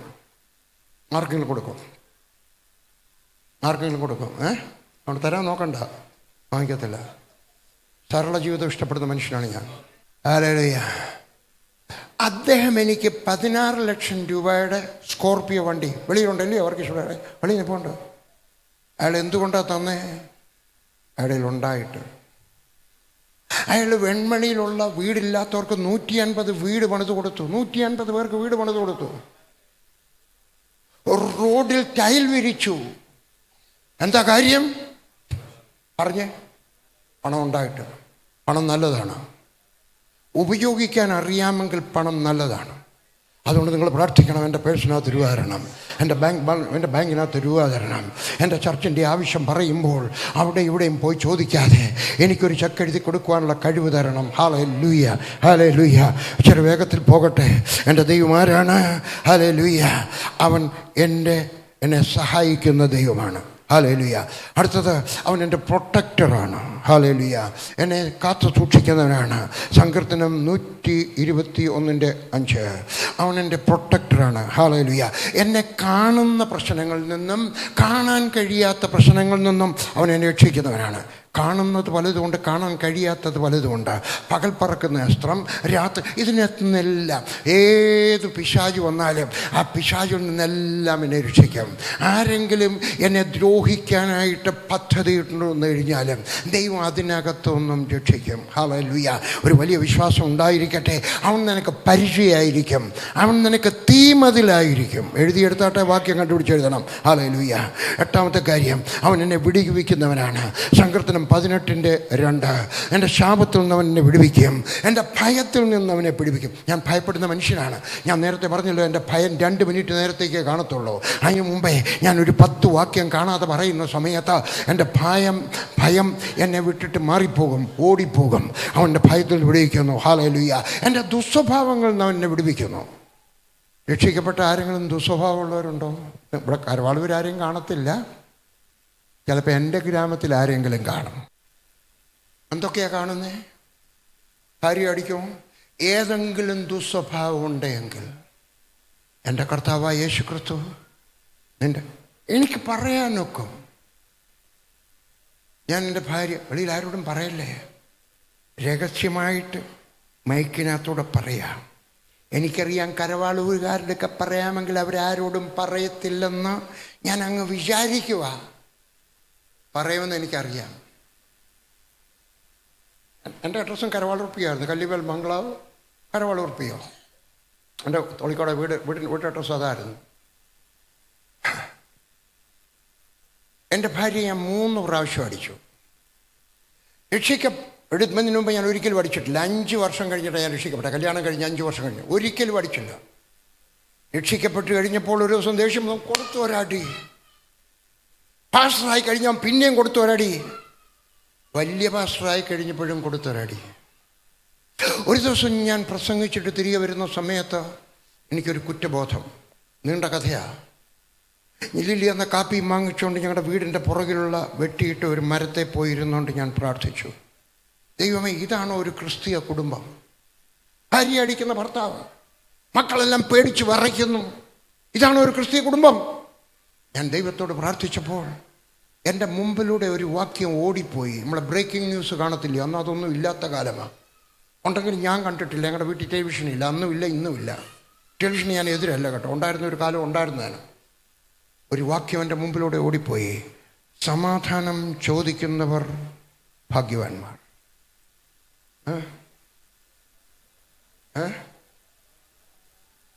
നമുക്കതങ്ങ് മാറ്റി എഴുതാം. ചോദിക്കുന്നവരെന്നാക്കാം. നമുക്ക് ജോലി തന്നിരിക്കുക, ഉണ്ടാക്കണമെന്ന്. എൻ്റെ ജീവിതം അന്ന് മാറി. എൻ്റെ വീട്ടിലെ കുടുംബ വഴക്ക് അന്ന് മാറി. ഞാൻ ആ വാക്യം ഏറ്റെടുത്തു. അന്ന് ഞാൻ തീരുമാനിച്ചു, എൻ്റെ ഭാര്യയ്ക്ക് ഞാൻ സമാധാനം ഉണ്ടാക്കും, എൻ്റെ മക്കൾക്ക് ഞാൻ സമാധാനം ഉണ്ടാക്കും, എൻ്റെ മരുമക്കൾക്ക് ഞാൻ സമാധാനം ഉണ്ടാക്കും, എൻ്റെ ഓഫീസിൽ ജോലി ചെയ്യുന്നവർക്ക് ഞാൻ സമാധാനം ഉണ്ടാക്കും. ഉണ്ടാക്കി വന്നപ്പോൾ സമാധാനം അനുഭവിക്കുന്നതാരാ? ഞാൻ. നിങ്ങളുടെ ദുസ്വഭാവത്തിൽ, അതാണ് എൻ്റെ വിഷയം. വിശ്വാസികളുടെ കാര്യം പറഞ്ഞേ. സിഗരറ്റ് വലിക്കുന്നവൻ്റെ സിഗരറ്റ് വലി വിടുന്നെന്ന് മാത്രമല്ല,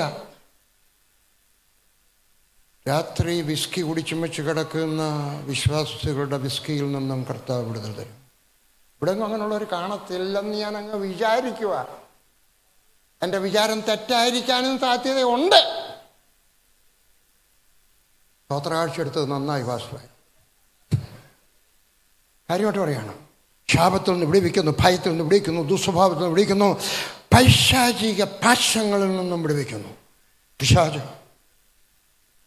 മരണം എത്ര പ്രാവശ്യം എൻ്റെ കൈ കയറി പിടിച്ചാന്നറിയാം. എൻ്റെ കൈ കയറി പിടിച്ചാ തട്ടിക്കളഞ്ഞ എൻ്റെ മുമ്പിൽ വന്നുകൊണ്ട് പറഞ്ഞു, ഇന്ത്യ മുഴുവൻ കറങ്ങി നടക്കാൻ പോവാ ഇല്ലയോ? ഡോക്ടർ എൻ്റെ ഒക്കെ പറഞ്ഞു, നിനക്ക് ക്ഷയരോഗമാണ്, 3 മാസത്തേക്ക് ആശുപത്രിയിൽ അഡ്മിറ്റ് ആവണം. ഏതായിരുന്നു? 1910 ഡിസംബർ മാസത്തിൽ ഡോക്ടർ പറഞ്ഞു 3 മാസം ക്ഷയരോഗ ആശുപത്രിയിൽ ചെസ്റ്റ് ഹോസ്പിറ്റലിൽ അഡ്മിറ്റ് ആവണം, നിനക്ക് ക്ഷയരോഗമാണ്. ഞാൻ കസേര വന്ന് കിടക്കുകയാണ്. പിശാച് എൻ്റെ മുമ്പിൽ വന്ന് നിന്ന് ഞാൻ ചുമയ്ക്കാൻ നേരം ഞാൻ ഹാൻകർച്ചീഫ് എടുത്തു. ഇതല്ല, ആ ഹാൻകർച്ചീഫ് വീട്ടിലിരിപ്പുണ്ട്, ഓർമ്മയ്ക്കായിട്ട് ഞാൻ വെച്ചിരിക്കുകയാണ്. ഞാൻ ഹാൻകർച്ചീഫ് സിന്ദൂരം വാരി എറിഞ്ഞതുപോലെ കട്ടച്ചോര ഞാൻ ഒളിച്ചു വെച്ചു. എൻ്റെ ഭാര്യ കാണാൻ പാടില്ല, എൻ്റെ മകൾ കാണാൻ പാടില്ല. അവർ രണ്ടുപേരേ ഉള്ളൂ വീട്ടിൽ, അവർ കാണാൻ പാടില്ല, അവർ ദുഃഖിക്കും. ഞാൻ എളുപ്പം കൊണ്ടുപോയിട്ട് ഇത് കഴുകി വെച്ച് തിരിച്ചു വന്ന് കർഷകർ കിടന്നു. പിശാചൻ്റെ മുമ്പിൽ വന്നുകൊണ്ട് പറഞ്ഞു, ഇന്ത്യ മുഴുവൻ നീ നടക്കില്ലയോ, എനിക്കൊന്ന് കാണണം.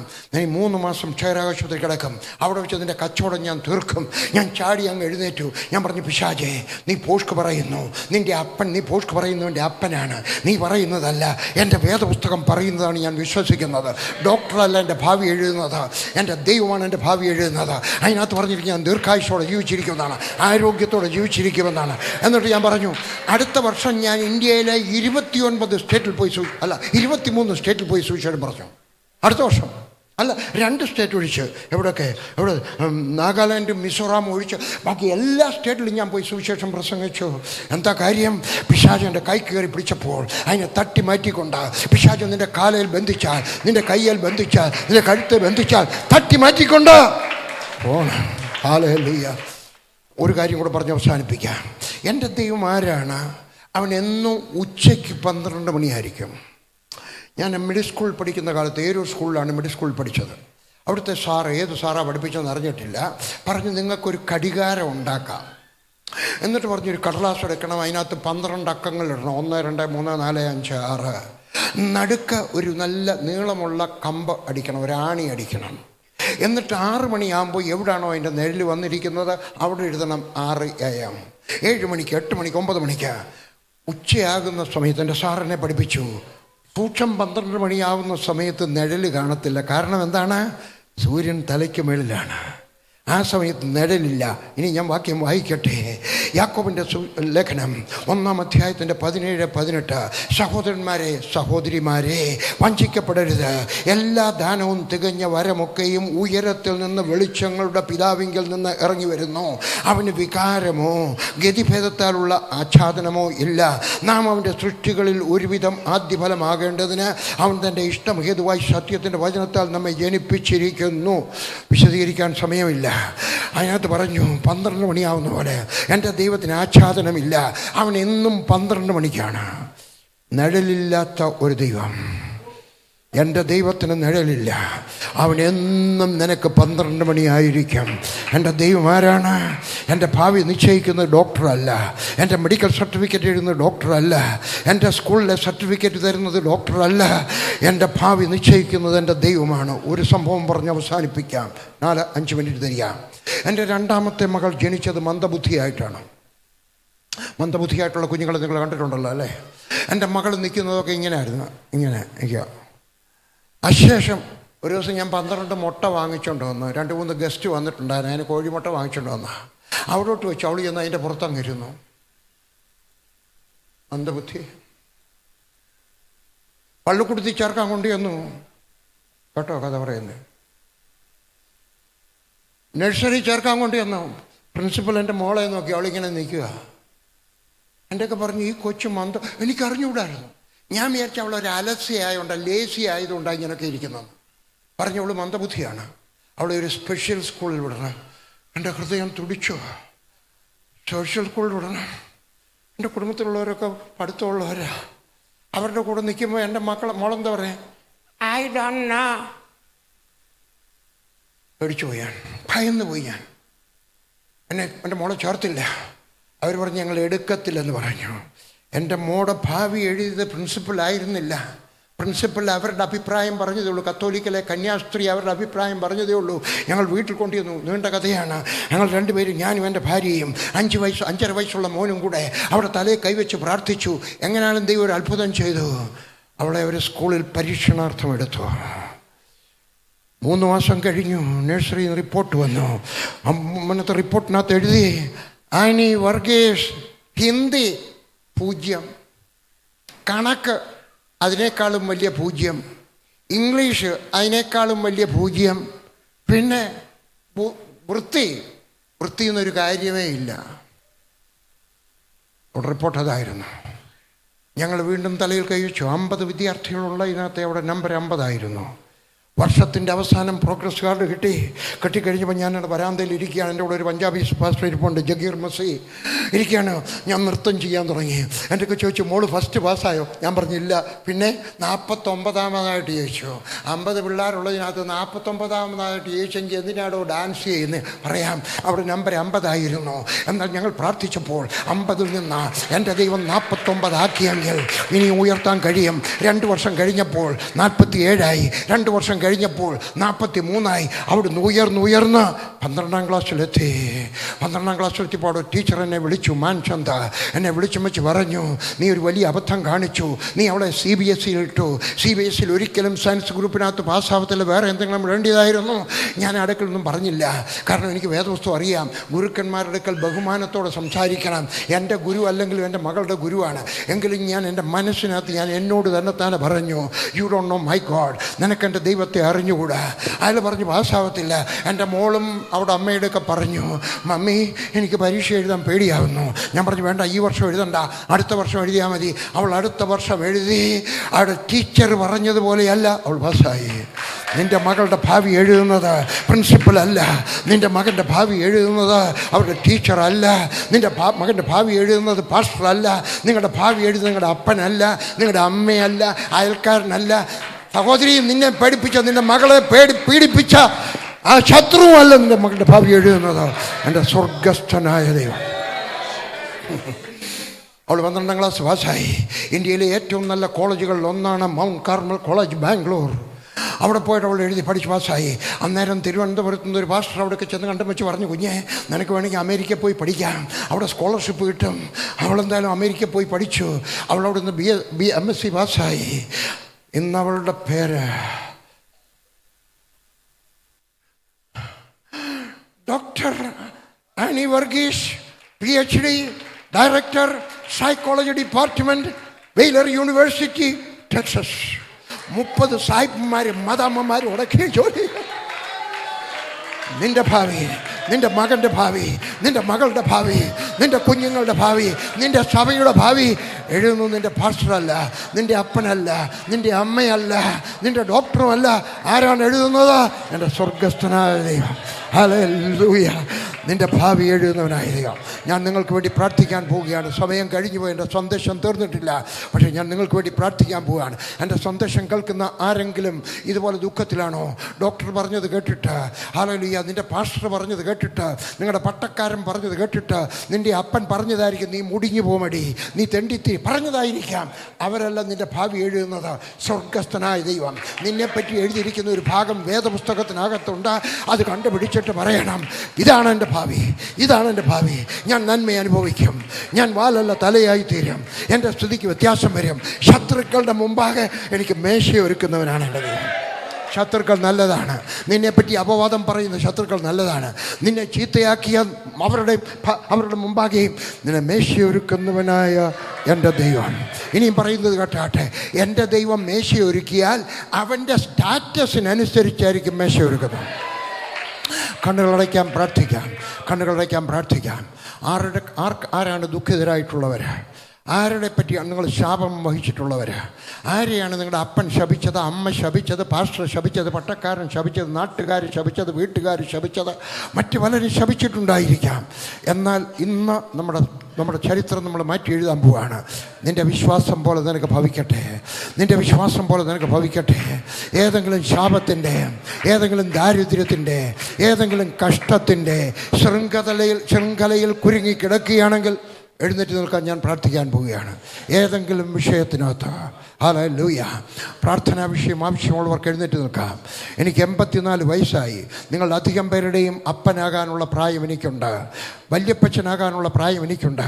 ഒരപ്പൻ്റെ സ്ഥാനത്ത് നിന്നുകൊണ്ട്, ഒരു കുടുംബക്കാരനവരുടെ സ്ഥാനത്ത് നിന്നുകൊണ്ട്, ഒരു അപ്പോസ്തലൻ്റെ സ്ഥാനത്ത് നിന്നുകൊണ്ട്, ഒരു പ്രവാചകൻ്റെ സ്ഥാനത്ത് നിന്നുകൊണ്ട്, ഒരു ദൈവദാസൻ്റെ സ്ഥാനത്തുകൊണ്ട് ഞാൻ നിങ്ങളെ അനുഗ്രഹിക്കാൻ പോവുകയാണ്.